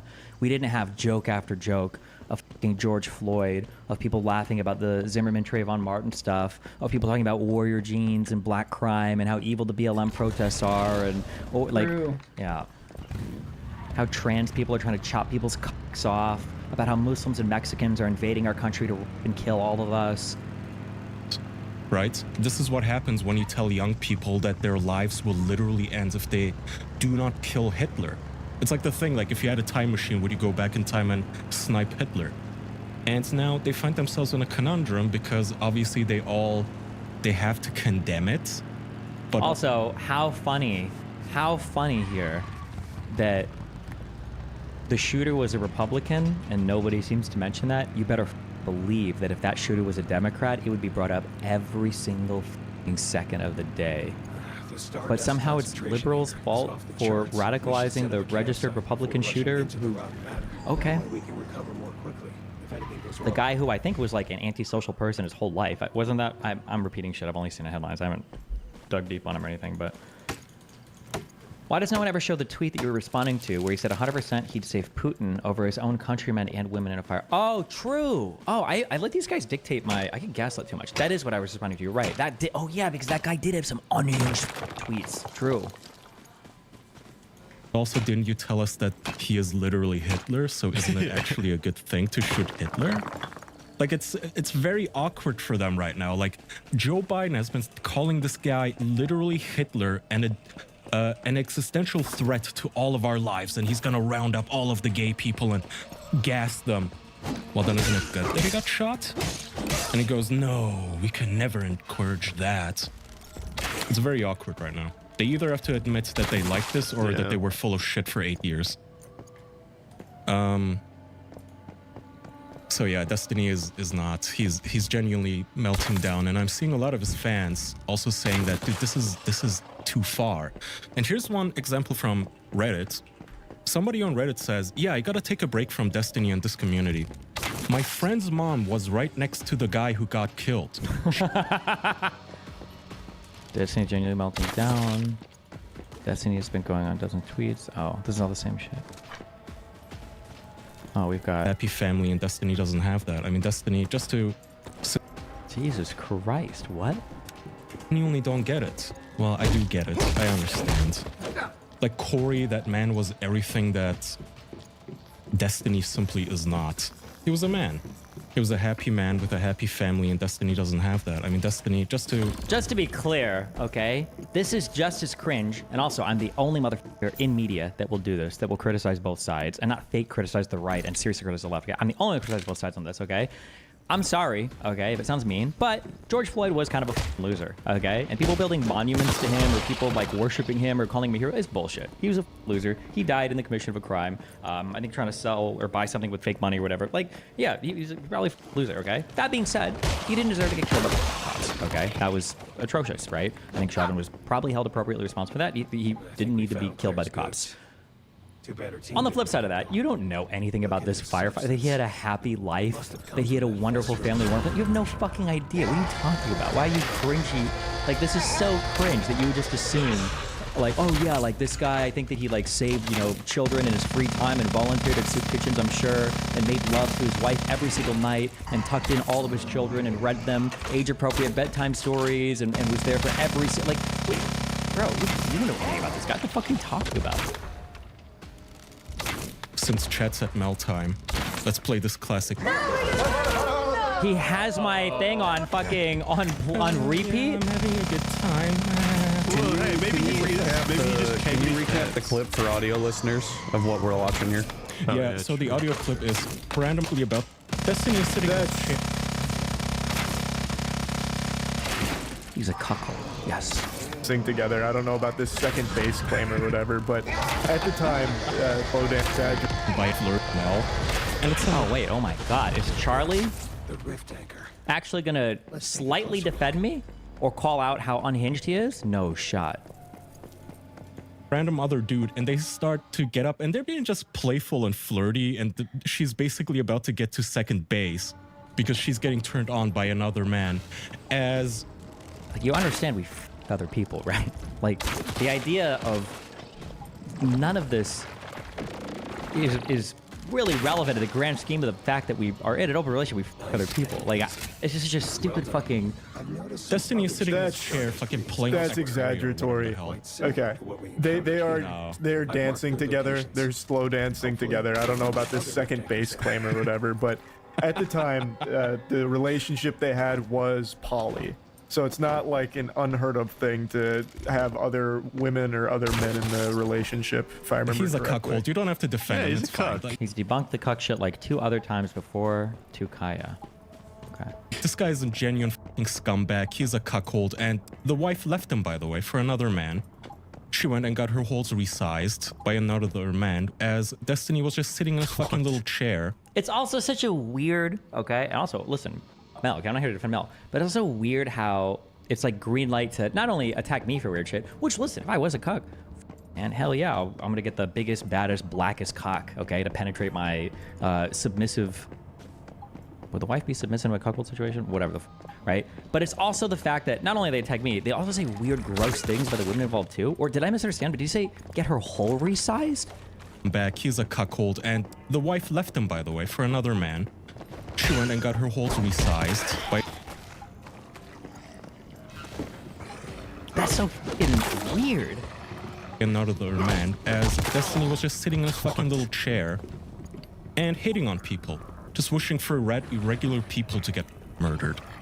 So f him. Look him right in his goddamn face. Genuine subhuman behavior, dude. Wait, what's the subhuman behavior? The making fun of the firefighter guy, or like a sexual fetish? Like let's... Like, even if I was a cook, why, how does that make me subhuman? It's such a weird, creepy... Yeah, I don't this much that you want like random family members to just get shot. Oh, there we go. Went on Backed up. screen and Okay, he there we said, go. "Yeah, if my mother and father attended a Trump rally, I would be okay with them getting shot."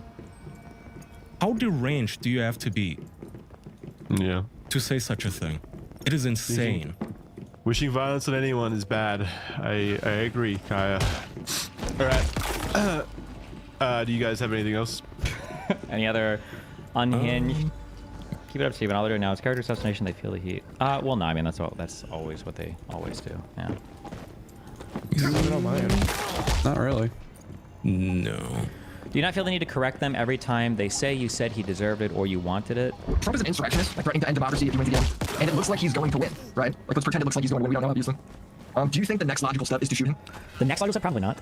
What would that be then? I don't know, probably protests. You should probably exhaust every single legal means you have available to you before you move to forms of nonviolent demonstrations, and you should exhaust every single nonviolent option available to you before you move on to targeted violent demonstrations. Like, there's like a escalatory path that you could take, probably pretty similar to what MLK did for the civil rights stuff. I was pretty clear when I can say the level of the hinge is if people get blown away at rallies where they're championing like an insurrectionist, I have no sympathy for it. That's if you want to have an offshore conversation about the full of I wouldn't advocate for violence. I don't think anybody should go out and kill anybody for a variety of reasons, of which I detailed in the States. I think that the first step should always be legal processes. The next step should always be committed forms of nonviolent protest, and then if it escalates, then you start going through violent means you really feel like you have to. But those are like your pathways. You have to exhaust every stage before you move to the next. I mean, like, I can correct them, but the problem is I just don't think people understand. I think probably the hardest thing I've seen in regards to like a tough love scenario is I knew, I'll say I knew a person who had a child, and that child until they were like 21, I think. After high school, they never went to college. They couldn't really hold on a job, and they kept, and they just leached off their parents. And eventually the parents had to kick them out. And the child complained, and they did the whole like rigmarole of like, mom, like I'm homeless, like blah, blah, like calling just to mom to try to get back in. And I think it's hard to make people understand sometimes that like you can feel bad for somebody while also like not having sympathy for them. You can be sympathetic to the circumstances, but not sympathetic to the individual event itself. Like, I don't know, but they either, my guess is everybody understands this, but you just want to get your hits in for your social media virtue signaling. I think everybody understands this, right? Like, anybody dying at any political event ever in the United States is tragic. It's always sad. It's always a bad thing. You never, I've said this a million times, but I'll continue to say, you never want anybody. You should never be cheering for people to get killed. It's a horrible thing. But, I mean, like, if people are engaged in certain types of behavior, and as a result of that, like, tragic stuff happens, like, damn, I mean, like, it's sad that, like, this is the behavior in the road that we went down, but, like, am I going to feel sympathy at this individual moment in time? Like, probably not. Not as much. Not for the particular moment. Maybe for, like, the overall person's life, but what is this? Destiny's whole stick, he means shtick, is that he says retarded shit to rile people up and get them to debate bro him on stream for clicks. All pass. His station in life is to suck the bull's sperm out of his wife's stretched out. That's not someone on equal footing. That guy's thought about this quite a lot. J6 Vice comment. President Mike Pence, who says the violence and This, obviously this. and it must stop now. If people have to protest and people want to riot, I'd much rather they actually take it up with the politicians who make all the shitty laws that we have to live under, rather than burn their own neighborhoods and burn mom and pop shops and kill random pedestrians. This is much better. Also, these motherfuckers have achieved more in a single day than BLM and Antifa did in literally 3 months. Stand down. Let me paint the scene for you. Look at them. I can't tell. Is he a conservative or just retarded? Like anti-establishment or what? I have no idea. Just running amok in here. You have White House officials who are huddled in their offices who are watching all of this unfold. I spoke with one. He's a Turk living in Germany, by the way. Wait, what? What is this? 4 years ago. What happened to Kaya? I remember discovering podcasting was the funny, sarcastic one with dark humor. Now he's basically pro-Trump, streaming right now on Twitch and leading a cult of Trumpists and literally idiots. I check out this Discord in the same audience. Also, lately on the podcast, he seems like more and more right. Honestly, I don't think anything has changed about him because he obviously brings up. It's been a very political time. Why was I like this? Hey, you salty sped. I responded. I love Charlie, but hearing Kaya talking about Ukraine was just sad. I felt insane how he's blaming the victims in a war where civilians are getting murdered and having everything stolen from them and being like, why are they fighting back? It just feels so gross to me. Oh.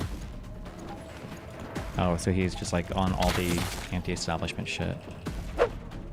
Alex Mahadevan, who works to debunk misinformation as director of MediaWise at the Poynter Institute, a nonpartisan, nonprofit organization, said young people's increased trust in the online chattering class rather than the mainstream media is a problem because the content creators, unlike most journalists, are bound by no journalistic ethics. That pertains to people across the political spectrum. Hassan Piker, the popular left-leaning streamer on Twitch and YouTube, shares as much misinformation as anyone on the right. Oh, no! Oh, no! I'm not here, am I? Oh, okay. Oh, no! Oh, oh, no! Oh, no! Oh, no, no, no! No, no, no! Uh-oh. The voices young conservatives are listening to online? What? It's funny, he's only getting this link because he wants to see his name in it. There's no shot that he would read an article longer than like 180 characters.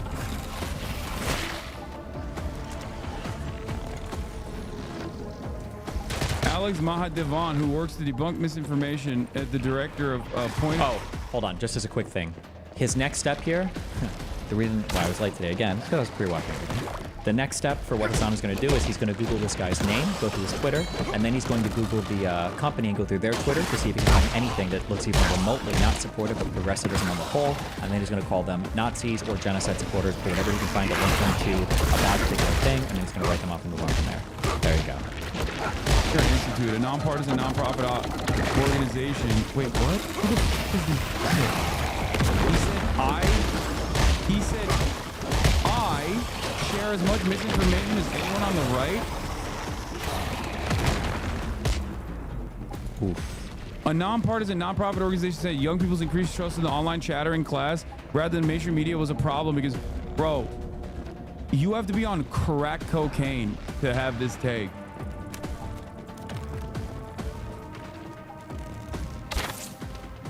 What's the problem? Because content creators, unlike most journalists, are bound by journalistic ethics. That pertains to people across the political spectrum. Hassan Piker, a popular left-leaning streamer on Twitch and YouTube, shares as much misinformation as anyone on the right, he added. Mr. Mahadevan said the preference for content that affirmed beliefs stem from what he called a core human desire, the need for validation.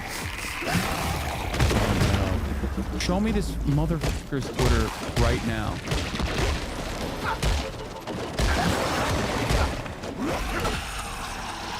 Hold on. Player Piano, thank you for the 10 What subs. the fuck is this dipshit talking about? It's going to be something about Israel. What the That's my guess. is Something this about Israel. dipshit talking about? And this dumb follows me too. Find something to discredit him. Let's go. Something Dumb up. centrist fuck. Oh, okay, centrist. Okay, okay. True. Okay, keep going. Keep going. I like that he waited for the end of the open. Okay, keep going. Don't worry, you'll find something to write him off. You can do it. You can do it. Bro, in an article... Do you agree with the article's claim as a whole? Like, does Hassan share as much misinfo as someone like Tim Pool? Yes, absolutely. Or maybe more, just because of the raw amount of hours that he streams. Like, Tim Pool shares as much misinformation as possible, but I think Hassan does as well. I mean, like, if you want to see the quality of the man, I mean, like, this is Hassan's style of research.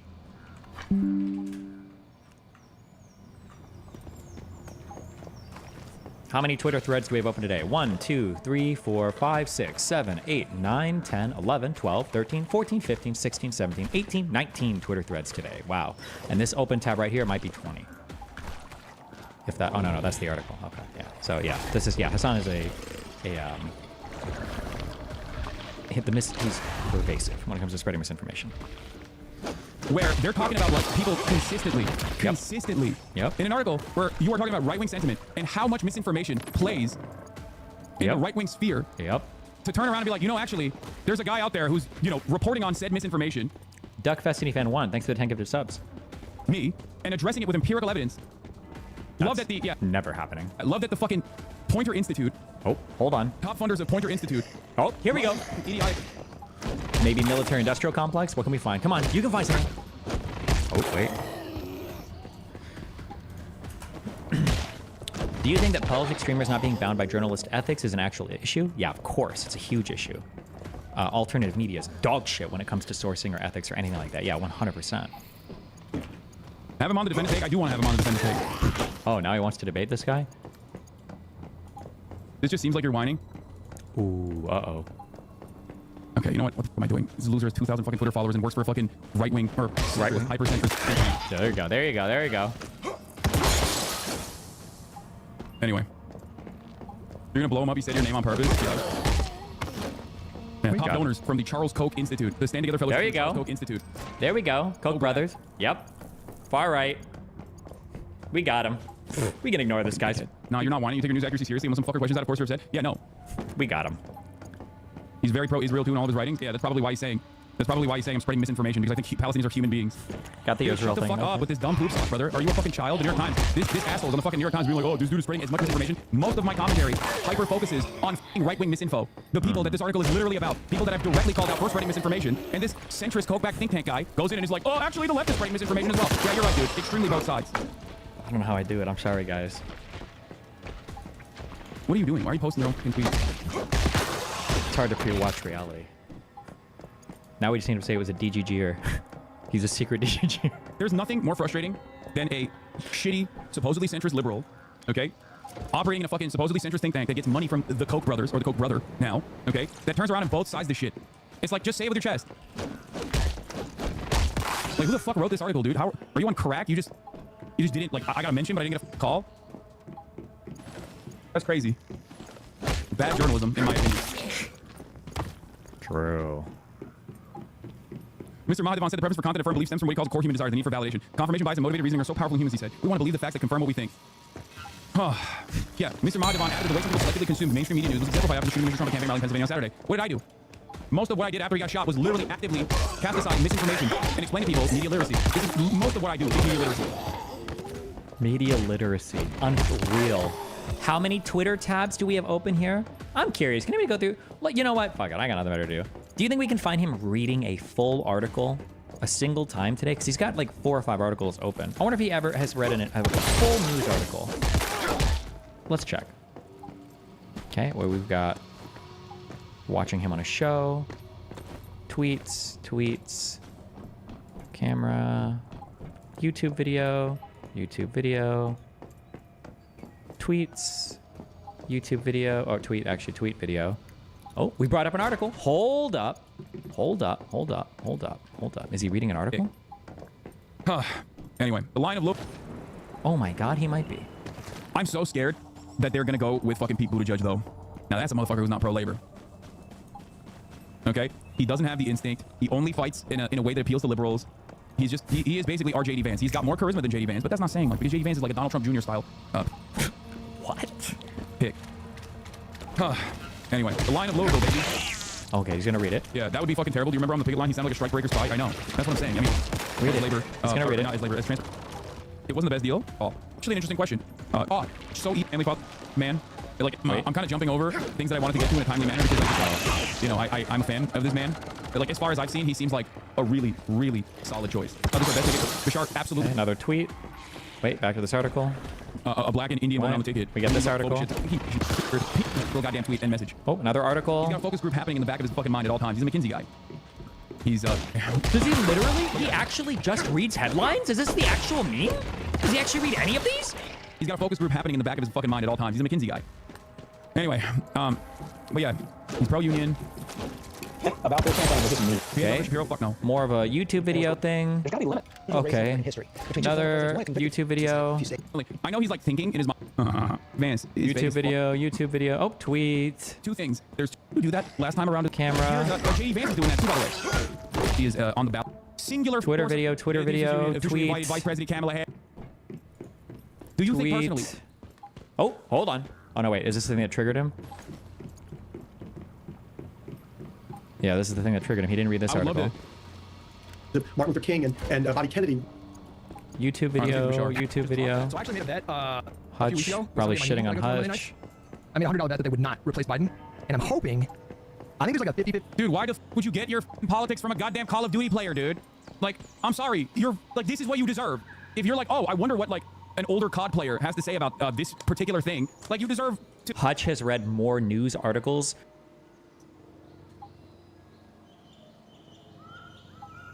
This one-man prime. City Tri. It's got a 750 watt rear motor, 1400 watt peak, 90 nanometers of torque. So to be like, fuck yeah, go in and do your best. You ain't doing your best, you're useless. And you're not only useless, you're also not getting rewards.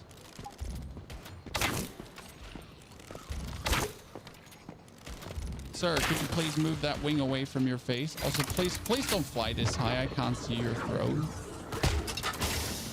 If I'm down here, I'm gonna shoot you in the you know, in the schwingle.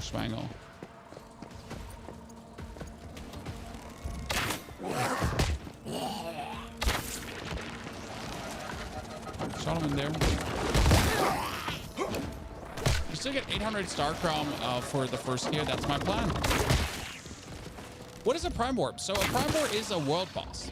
The thing about the world boss is that 40 players can come, but they don't have to. In order to beat the world boss, you need to break his armor first. And in order to break his armor, you need hundreds of thousands of armor damage. Ergo, you really need to get like explosives en masse, because normal weapon damage doesn't do anything to the boss until the armor is broken. That's like the thing. That's why Prime War is so hard, and that's why it says 40 players are needed, because if 40 players are each throwing 10 grenades, that's good. But there is not 40 players throwing 10 grenades. We're talking about good grenades, right? Here you can see there. Since armor damage, how would AP ammo do? I think it says explicitly explosives, so AP ammo should not be doing well, even though there's insane AP ammo. I mean, this is my AP ammo I crafted just for my sniper. Look at it.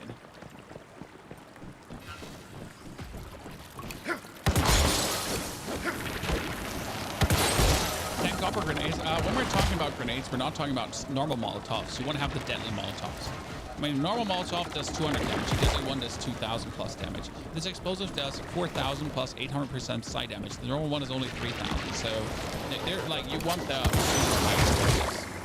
Okay. Can you give me some idea where to get the Wish Machine currency? The Wish Machine currency you get from Battle Pass. So Battle Pass has 1,000 in there. You get them from doing your seasonal goal events. So unlock all of these. Right? I need the third one currently. That would be another 2,000 Star Chrome. Then you're gonna get them from Stellar Planula. So with Stellar Planula, you can. I'm actually gonna make a video about Star Chrome. Okay? Yeah, it's a good idea. So I'm gonna write this down right now. Where's my notepad? Thank you very much. Video about Star Chrome. Good. Stellar Planula. You can buy a vendor from a vendor. And then Prime Wars gives you 2. So a Prime War gives you for the first clear 800 Star Chrome, right? I'm not sure if it's a first clear on every Prime War because there's more Prime Wars. So there's the Winding Ridge Prime War, there's the Ignis Frontier Prime War, right? And I'm not sure if each of them gives you, like, I think they give you different levels of Star Chrome for clearing. So I might be having to try, like we're gonna try out the first one here, the level 25 recommended, and then we're gonna see the others, right? So can I get another 4,000 for each? And the base defense gives you Star Chrome, yes. But the base defense is a bit of a whiffy one. I technically don't recommend doing the tier 3. So the interesting part about the base defense is, and if we're actually gonna quickly go back, you have like, you can only put 40 thingies into your base defense, right?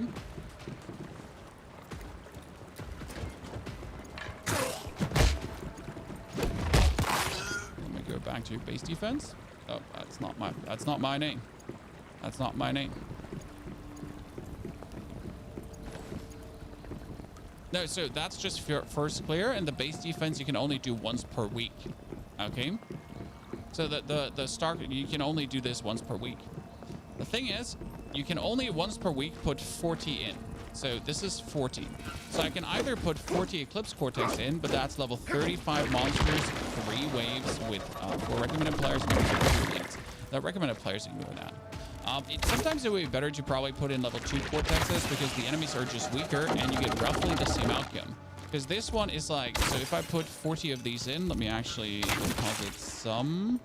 So if I put 40 of these in, I'm getting 4,000 back. Let me now make 40 level 2s. I think 40 level 2s is roughly the same, right? And it's vastly easier as a solo player. You gotta decide yourself what you want to do, obviously. I mean, like if you just, like, you know, no one wants to lose parts of their base. So I'm gonna have to make that into level 2 Cortexes quickly.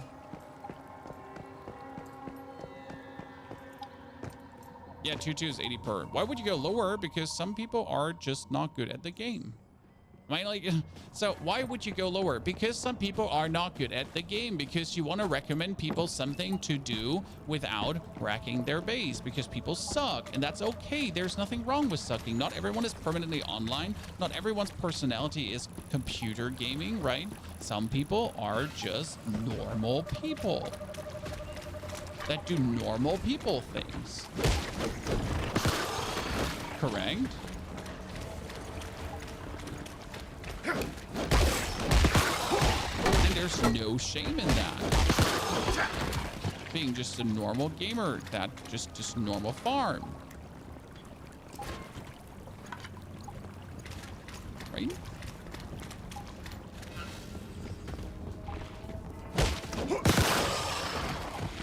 And that's why you're gonna be saying, hey, I have a life, I'm not permanently online. Maybe tier 2 is better than tier 3.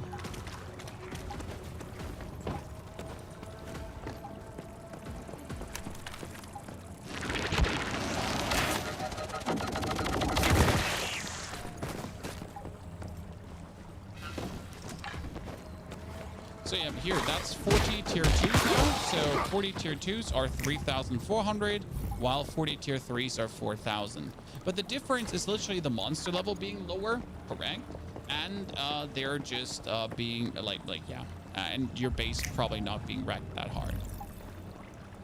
Is it me, or do turrets not work on top of the truck? Well, so you can shoot the Gatling on top of the truck, for example. But as you can shoot the Gatling, okay, we're almost done with our preparations, Chad. You can shoot the Gatling on top of the truck, but you can't turn it.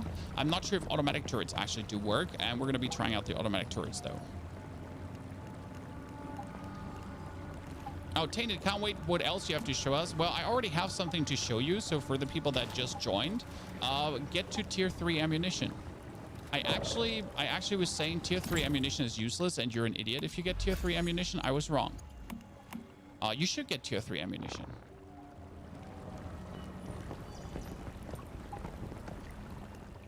And the reason for tier 3 ammunition is that you can craft it the way you want it to. So this is my tier 3 ammunition, but it's wrong, okay? Listen, it's wrong for most.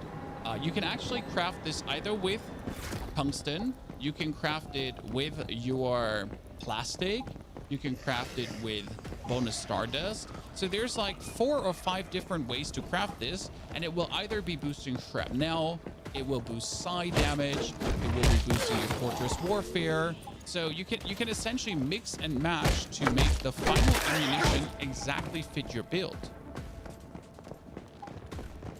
Interesting, right? And I wasn't aware of this actually, so maybe I'm just late to the party again. Maybe I just for just noticing this right now. But yeah. So why hasn't the dude started this yet? I'm just gonna start it. Screw you. You're a bit low, Natalia. Sorry, I just started the event. I don't give a fart. Wait, why doesn't it start? Started it. Why can I not start this?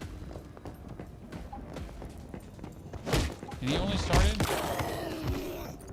How do you get the legendary ammo? Can't craft it. For the legendary armor, you need the last mimetic blueprint. So mimetics and crafting all the way down tier 3 ammo. So that's like tier 3 ammo, but you need to go tier 3. Okay, and you obviously need to have the final workbench. So.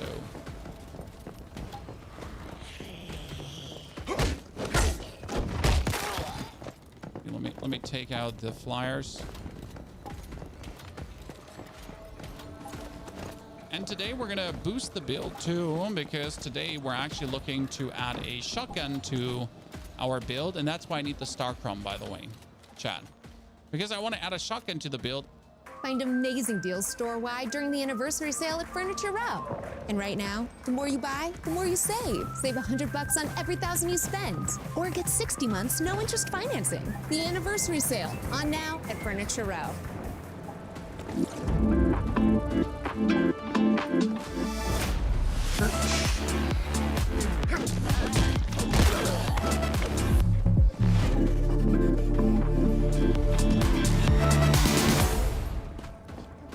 So right now my bullets will give me 40% more damage. So you can see me like doing up to 70,000 damage. Actually 100,000 is the highest I've ever dealt. Okay.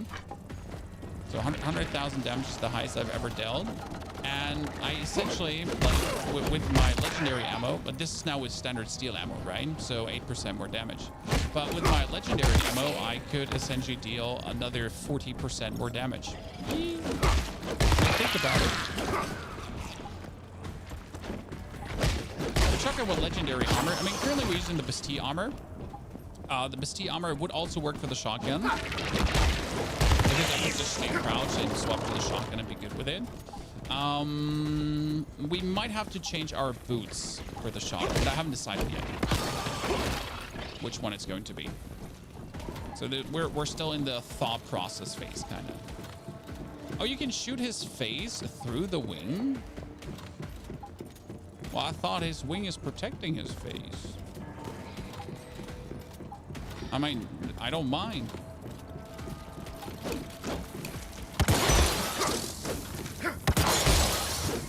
Here we go.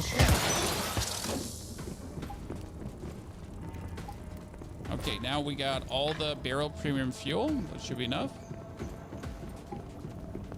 Your crossbow can crit 36 when it starts to line. Yeah, for the sniper, it's like the standard shooty. I mean, the further I'm away, actually, the more damage I do.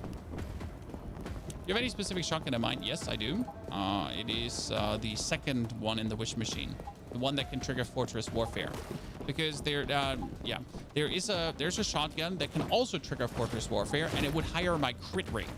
So that would essentially add Fortress Warfare crit rate to my existing build that's already having I already have like a 30 or 40% crit rate, and I would essentially get a higher crit rate, and I would increase my crit rate damage.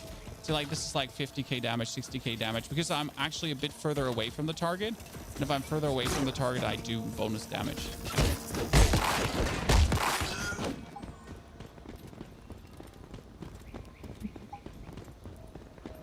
Tainted, howdy. Thank you very much for watching the videos. Generally, everyone, like, appreciate this big time. Once Human is currently my second most successful game on YouTube ever, after Diablo, which is actually a surprise because I thought Once Human would suck on YouTube. Yeah, I'm an idiot, I guess. I think, like, right? But yeah, I thought Once Human would stinky pooper. Wouldn't be that successful. It is. Is the Red Plasma Cannon specialization good? Yes, Red Plasma Cannon does not twice the damage. I think 50% more damage than the normal biomass missile, so really useful. Is tier 3 ammo a spec? No, I just have normal tier 3 ammo skill right now. So Mimetic Cradle, Mimetics, and then Infrastructure. And I just have the tier 3 ammo created here. Infrastructure, crafting.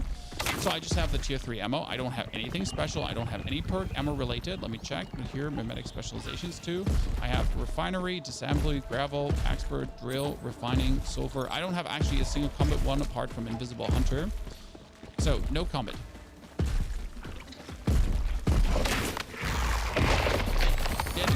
No pay to win. I think it's going to get more popular after summer. I guess this game needs to just get into more eyes. I mean, right now it's popping on YouTube, and on a daily, I feel like on a daily basis more people see it. But you know what's crazy, guys? It's coming to mobile, and what I want to know is mobile cross progression? Because mobile is going to be cross progression like eat my ass. Then I can download the game on mobile and just link my account to it, right? And whenever I feel I could just farm on mobile a bit. Are you kidding me? Right? I could be at a family meeting and be like, oh, you know what? I'm gonna check my Once Human base quickly.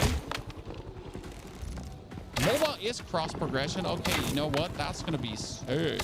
So right now we have the tungsten sniper rifle ammo. So this is the normal ammo, guys. Okay, this is the tier 3 ammo. But watch this.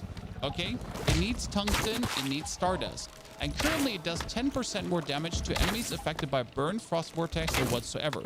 But what you can do is you can change what you put in there.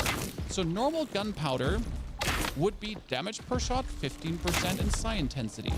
But with platinum crystals, I would now do weapon damage plus 25% when in Fortress Warfare. Fuck yeah. If I do electronic part, the shrapnel bounce or the bullets, I increase attack by 10% for 3 seconds. If I do gold ore, it's unstable bomber. And if I'm actually doing stardust, it would be another 10% damage to burn and so on, right? So you can essentially choose whatever you want to craft this into. And standard gunpowder is just for the, right? As soon as you want to choose this, that fits your build perfect. Now, what we're looking currently for is a shotgun, and I'm currently looking either at the corrosion shotgun or the raining cash shotgun. Why the raining cash? Reloading triggers Fortress Warfare. Cool. The longer Fortress Warfare is maintained, the higher the attack, up to 40%. While in Fortress Warfare, crit rate is plus 30%. While in Fortress Warfare, damage reduction, 30% as well. Now, I'm already in Fortress Warfare, or can go Fortress Warfare, with my Black Panther sniper rifle. So I aim down sight, I go into Fortress Warfare 2. I shoot, right? Then I can swap to my shotgun to get Fortress Warfare. I have a Fortress Warfare perk where I get 12% more attack if I am in Fortress Warfare.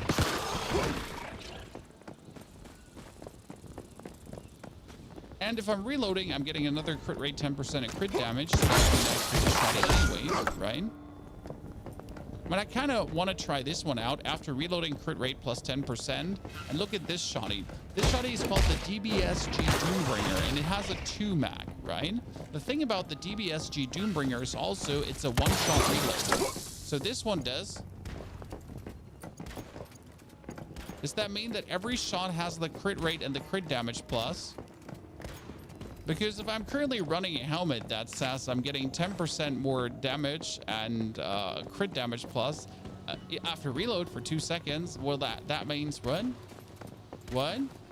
What? Correct, chat? So wouldn't that mean that this sniper, that this shotty just consistently has it going on, right? And that's like without anything else buffed out, without boosted the gun, and it could do bullseye. So that's actually quite nice. And that's where I'm really unsure what should I be getting. What is it I'm looking for? Because again, for the shotgun, there's also the DBSG Doombringer, which would work like so perfect for what I'm doing, especially since it can do bullseye. So a 65% chance to trigger bullseye when hitting an enemy. Defeating a marked enemy grants +6 for 60 seconds up to 5 sticks. The problem is that defeating a marked enemy gives you bonus damage, but we're not defeating marked enemies, right? But after triggering bullseye, damage reduction +5% for 8 seconds up to 4 stacks, so 20%, and crit rate is +30% when hitting a marked enemy. So bullseye is marking an enemy, you get 30% crit rate on top. I have a 20 or 30% crit rate already, right? My crit rate and crit damage is getting boosted by 10% again. Then on this weapon, you could go for a weapon calibration. This currently has reload speed +150% and magazine capacity -30. You could essentially look to change the calibration on this one too. Calibrate. So you could think about like changing the calibration. The problem is you kind of need the bonus reload speed, right? But I also want the crit rate. So like getting the crit rate and the reload speed together is a bit of a jiffy right now because I have fire rate or draw speed.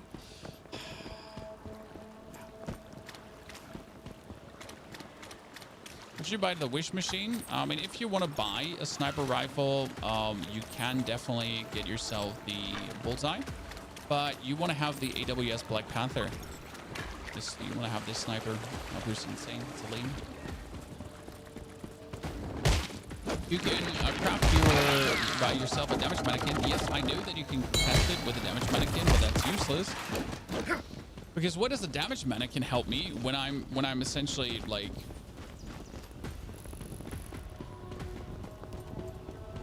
Oh wow, I'm almost out of Stardust. I really wasted a lot of Stardust today. Okay, we need to get some more Stardust back. Let's actually do an experiment because I wanted to see if I'm using my lethal sniper rifle ammo right now. And then we're gonna prepare for the prime warp. So I'm gonna swap my sniper rifle ammo for the lethal one, okay? So now I have the killer sniper rifle ammo. And we're gonna go to the Silo Theta that I'm already just blasting through. Like I can do it in 2 minutes, right? But now that I have all the tools in my hand, can I do anything more? With modesty.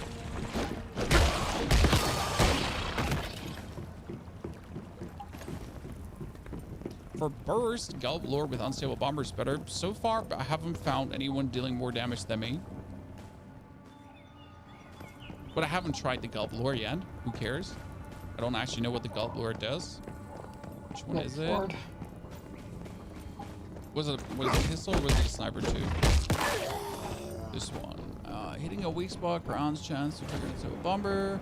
When defeating an enemy, explosion range. Unstable Bomber is guaranteed to crit damage with every 1% weak spot damage. Unstable Bomber damage plus. Sounds nice. Don't get me wrong.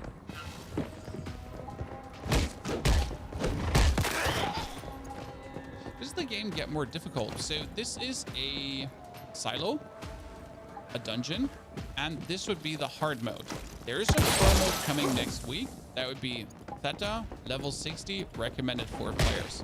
Right now, this is recommended 3 players, level 50. Okay. I'm so happy you play this and not the First Descendant. The First Descendant is a fun game and has tons of players too. But the First Descendant has a console audience. That's nothing bad, to be honest, but it does have a console audience because honestly, as PC players, you have so many more choices. Like you don't have to play the First Descendant, right? And I'm just honestly not a fan of the grind. Like I do enjoy my game to be a bit more. How do I say this?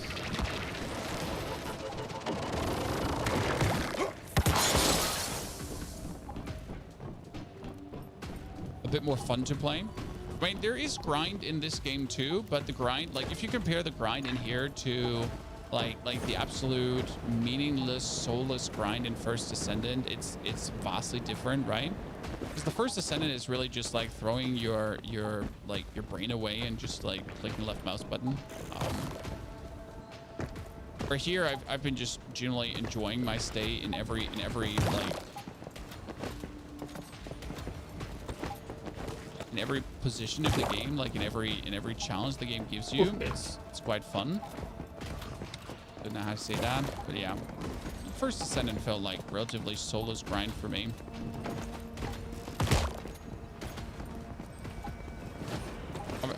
Everyone is allowed to enjoy what they do. Don't get me wrong. I mean, I also don't care about it being a Nexon game. It was my cup of tea. Is there a stealth build? There's a stealth build, but you can't just stay stealth the whole time. So no matter if there's a stealth build or not, like you cannot maintain stealth in a dungeon. You can maintain stealth in the overworld, kinda, to a degree, especially with using suppressors and so on. But in a dungeon, you just won't stay stealth the whole time.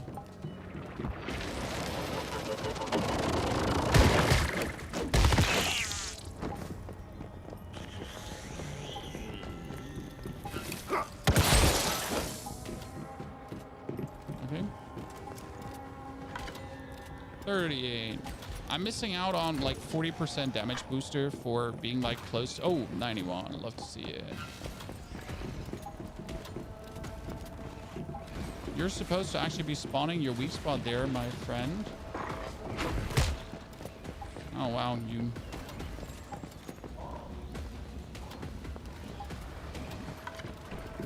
Okay, this is the hard mode right now.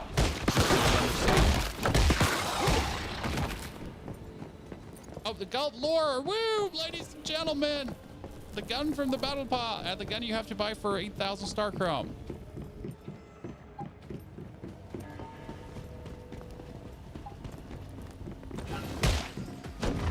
That mission's insane. Yep.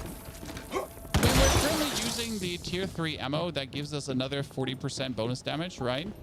So it's quite intense how much more you're getting.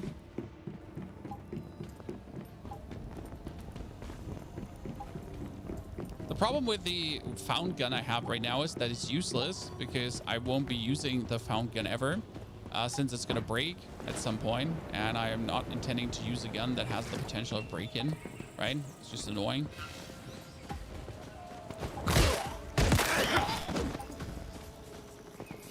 So the highest we've dealt is 105k so far when all the stars align and everything comes nicely together.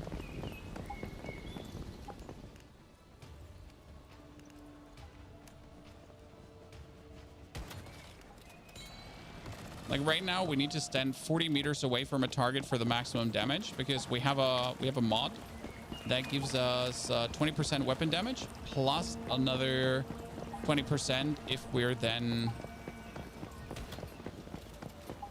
20 meters actually away. Like if we're 20 meters away, it's 20%, and then every meter adds another one to it. So the further we're away, the more damage we're dealing. Let's clear these out.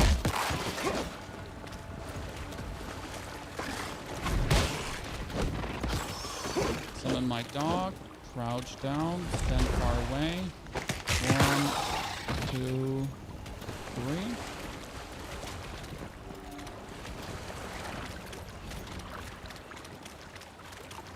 Oh, now I can't kill him because you need to destroy the spores first.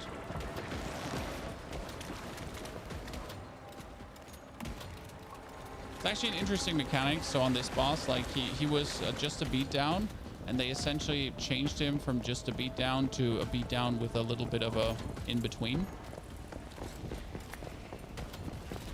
And done. So that would be hard mode, just to give you a feeling, right?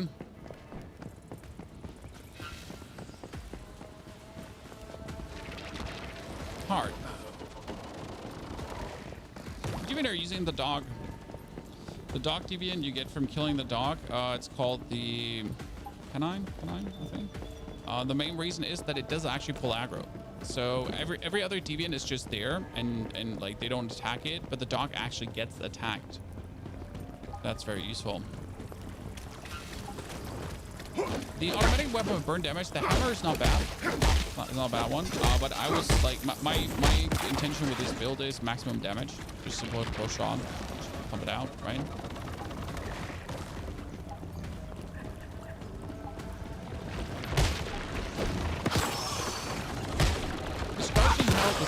No. So crouching is, why are we crouching? Our gear is the Bastille set, and it stay crouched and immobile for 0.5 seconds to enter Bastille state, which grants you 40% weapon damage. So you get 40% weapon damage like this, we get another 12% weapon damage like that. If we aim down sight for 3 seconds, we get another 30% weapon damage plus another 25 weapon damage for being in Fortress Warfare. We get another 20% weak spot damage when a bullet hits a target more than 20 meters away, plus 20% more for every meter, so 40% in total. Taking no damage within 4 seconds grants 20% weapon damage for 30 seconds, so as long as we don't take damage within 4 seconds, we're good. We get more damage. Right, crit rate up by 10%, crit damage up. Then we get another 12% in Fortress Warfare, didn't mention this, and another 10 and 20%. So yeah, that's kind of good. Oh, and we get, when Fortress Warfare ends, weapon damage plus 8%, movement speed plus 8% too. So yeah, that's kind of like what we're doing. We're nasty. Can do PvP. You can do PvP if you're on a PvP server. I'm not on a PvP server. We're on EU14 PvP. So I'm an EU player, right? I'm chilling on EU.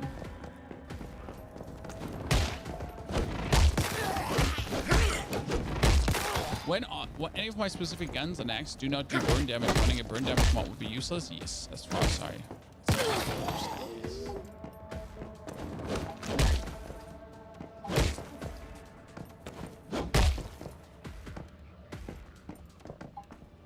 Why no PvP server? I was not interested in PvP in this game. I mean, I got so much to do. I got my biomass missiles, so we have 20, 40, 10, 15, and 5. I mean, like, that should be enough, right? That's 90 biomass missiles.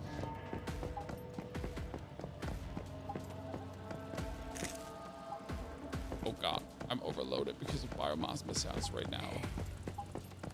Mistakes were made. They're heavy.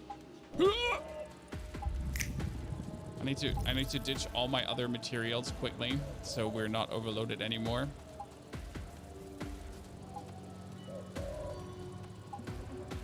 What are you doing with the truck cannon thing? Well, so we wanted to do the truck cannon thing, but there's a problem. The cannon on the truck won't turn. So that's a bit of a bummer. If the cannon on the truck won't turn, we can barely use it, correct? So that's a bit of an unfortunate one. Ergo, like, cannon on truck won't turn, which means we have to build normal turrets on it. So we're currently building 2 automatic turrets on it with tungsten.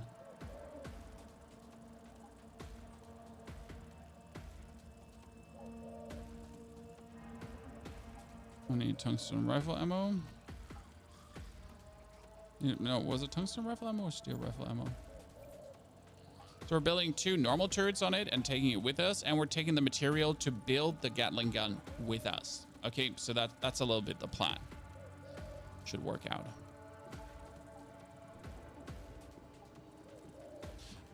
Put a crate with the missiles on the turret. That's actually a good point. We could put the missiles in a crate on the truck. I like your way of thinking. You're very hot and very smart. I wish I was more like you, because I'm more like me, and that's actually a problem.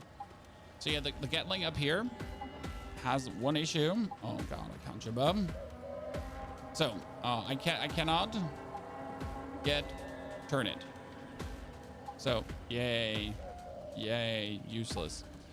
That means we're, instead of building a Gatling, we're gonna be making a normal turrets on top of this one, which is fine. Like, just make normal turrets forehead. Should be working very decent as well.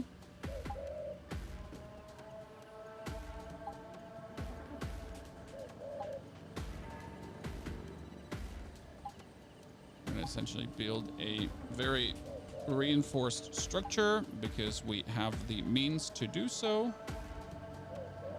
Right?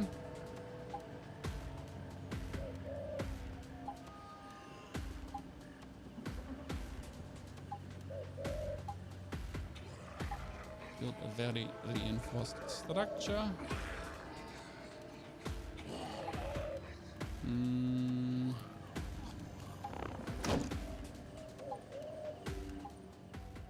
Obviously, you got to build a fancy staircase inside, because why would you not build a fancy staircase? He's not gonna let me probably build this inside, right? You're gonna.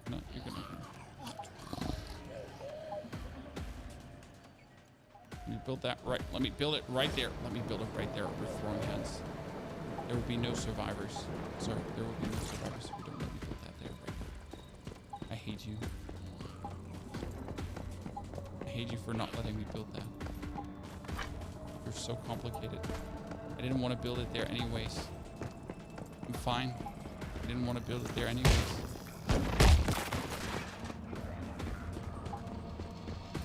Right? In order to build on top, you can also do the good old. So we're going to build 2 defense towers. And we're going to get a rifle turret.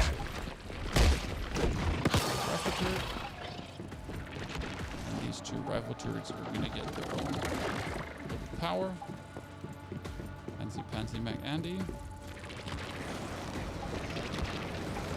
There you go. Rifle turret's happy. Are they going to get sandbags around them? Can I even build sandbags around them?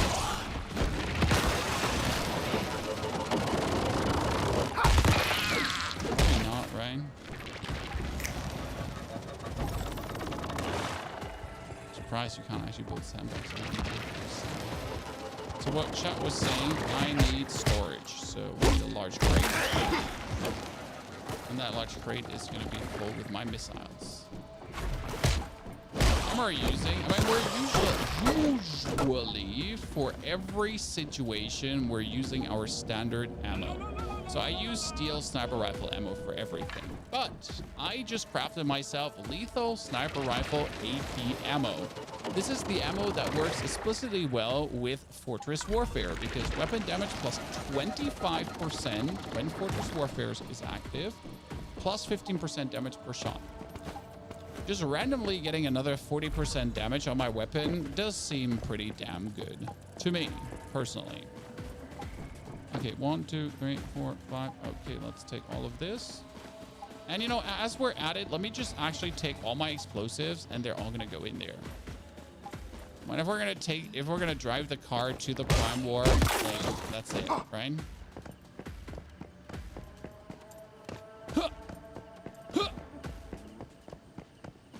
Okay. Carry this shit. There you go. Everything inside. If this car gets destroyed, it's very expensive.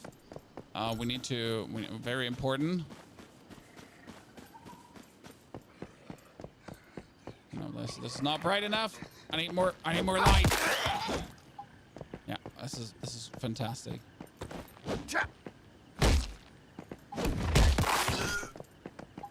Why do you not want to build this here? It's here in the middle of the room. There you go.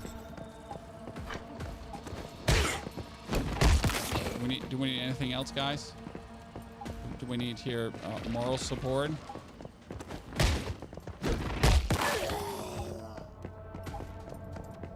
Yeah, we're happy now. Is that in? I would put a fish tank in there if I had the fish tank unlocked. I don't have the fish tank unlocked. So that's that. Here, a bookshelf. Bookshelf for the intellectual ones, in case we have to wait. We need a piano. Actually, you're right about that. We should build a bed in here. Luckily, we don't have a comfortable bed. We only have a bed. Hard limit reach. Are you kidding me? Okay, so I'm gonna just build a bed in here.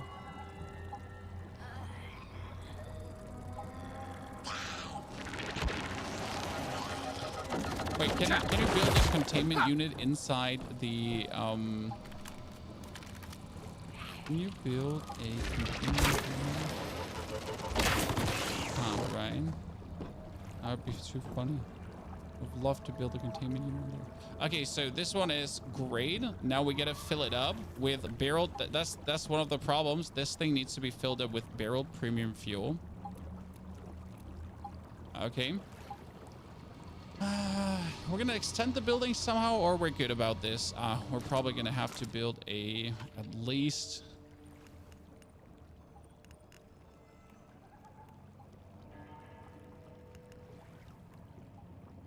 Okay. I think I'm good here. So let's drive this to a Prime War. Add on the Prime Warp. So we're gonna bring this to the Prime War. Step number 1. I gotta find a road to actually drive this down. So this is gonna be driven to the Prime War now. That's step number 1. Then step number 2 is getting the materials for the Gatling cannon with me, because I accidentally forgot those. So we're gonna have to teleport back and forth, but that should be fine. Yes, this thing is guzzling more than an inappropriate joke about your mom in a bar that we already had yesterday.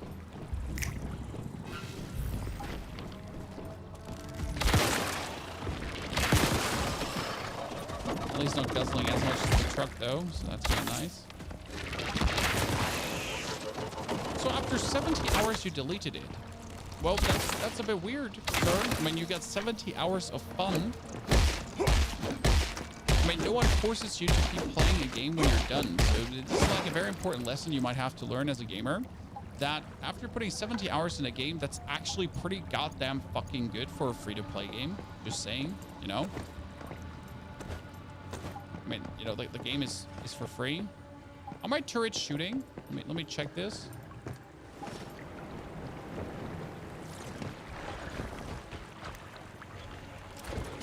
I mean, there are opponents here.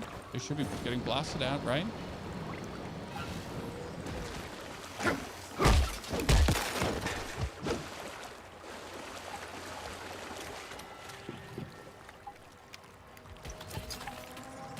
All right, shoot that.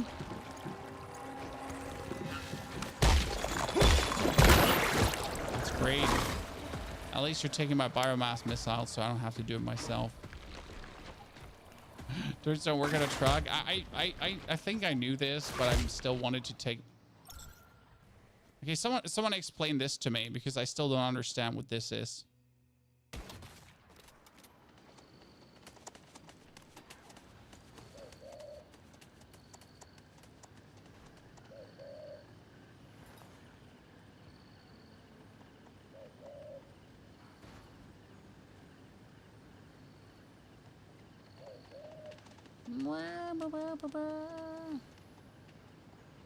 We're still taking our truck because, again, it has my biomass missiles. It has 90 plus biomass missiles. Okay. Nice.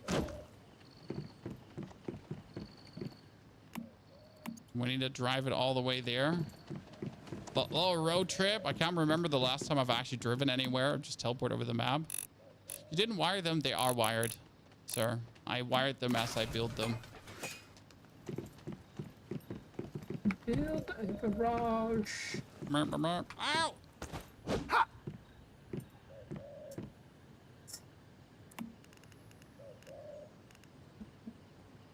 Are we even driving in the right direction? Oh shit, I have the wrong thing marked, but we still drove in the right direction. Yeah, that's nice. See, my turret is shooting at something. Like there's randomly a shot coming out of it without it turning. You know, like you saw that the turret was still looking forward, but the shot was kind of going backwards somewhere. What's the farm called where you get the Buzzy Bee? The farm for the Buzzy Bee is next to Deathsville. It's Citrus County.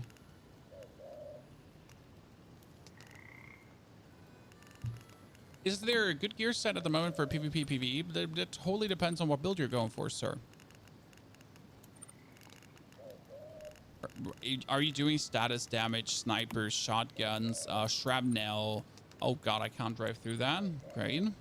So it really comes down to what are you actually doing, right?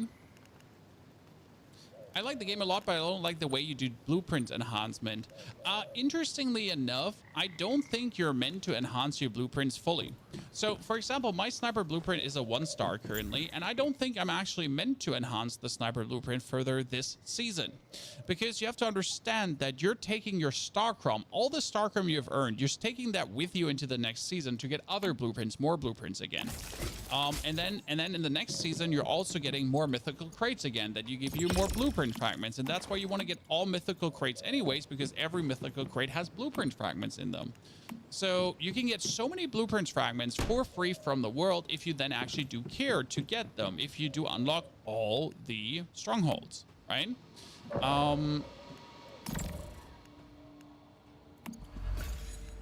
Ow. Shit, I can't go there. Shit. Can I? Shit. What am I gonna do now, chat? Okay. Parkour! Shit, parkour didn't work. Okay, this is bad. Well, so we can't go past there. We gotta go through the water, I guess, different way.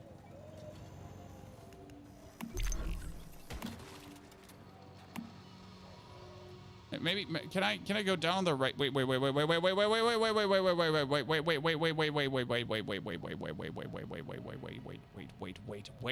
chat. I saw something.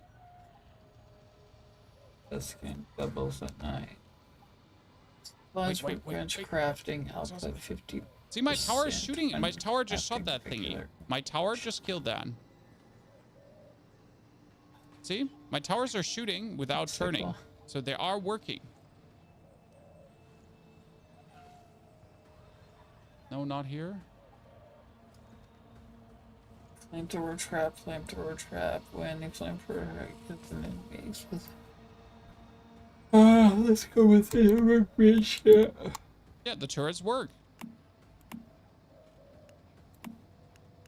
They are shooting. They're just not turning or having any kind of animation or whatever. They don't shoot everything. Okay, so we're gonna go here, ladies and gentlemen, because almost fell over. There's a bridge.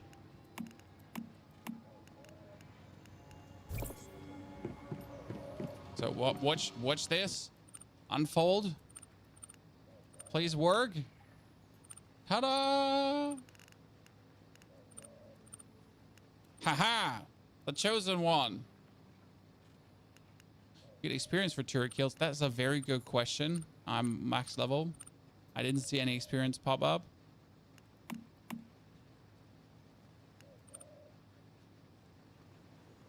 We're almost there.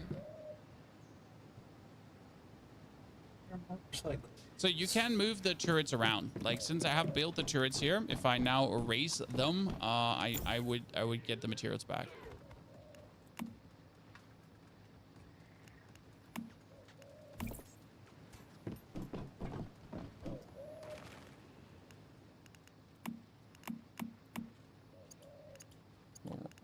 We're almost there, chat. We've almost arrived at the Prime War. Then we gotta do our base defense building. What's on your roof? So on my roof is two rifles and a solar panel. Technically, I should put the solar panel inside the building, but everything in me refuses to do that. Because putting the solar panel inside the building makes the solar panel not work.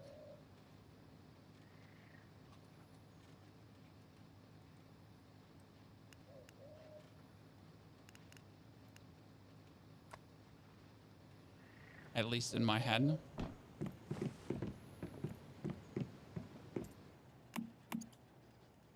Okay, we have arrived. We have arrived. Oh no! Can I drift over this? Arrived.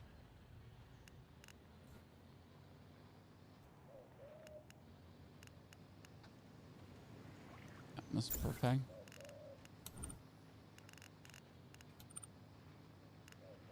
So this is the Prime War location, and as you can see, a lot of people like to build the fortifications, which is kind of like stupid. Why would you build the fortifications down here? Because the Ravenous Hunter always spawns on top. So I kind of feel like people are just often wasting their actual time, like fighting down here, when you could just start right there. Like this, he starts to the left of this, right? Up here. So already, I would already position my vehicle in the vicinity.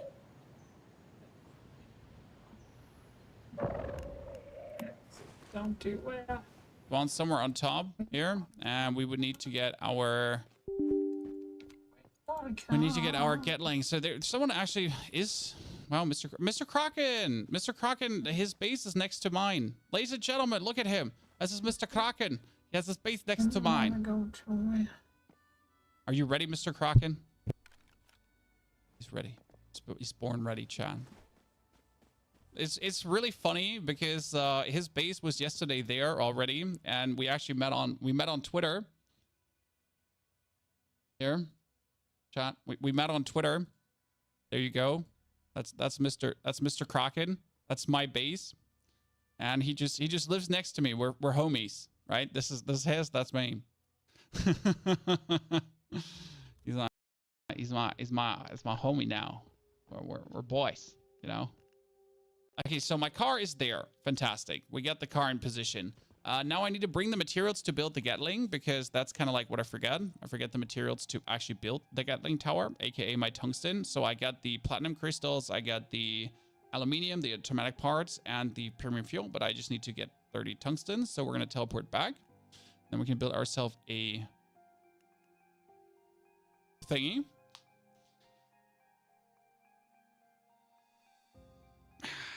Okay, can we do it, ladies and gentlemen, or is this gonna be like a gigantic waste? My one problem right now is, so if my plan actually doesn't work, if this goes bad, then I just, you know, it's a lot of shit that I just throw down the drain for this, you know. So I got silver and gold. Yeah, I can sell that, but I need tungsten right now, so I need a bit more tungsten, and I wanted to make more ammo, so I'm gonna take my money to make some more of the sniper rifle ammo. As I'm already here, we're gonna make the special Fortress Warfare ammo with platinum crystal. Yeah, so I'm gonna make myself another 180. Well, this is so expensive. Yeah, this is exactly what you did this morning with all my time and materials. See, but I'm trying to get like a baseline. So I'm trying to establish a baseline of what's the minimum you need. I got 90 rockets right now. Nothing to say. So 90, right? We see you next time. I mean, we're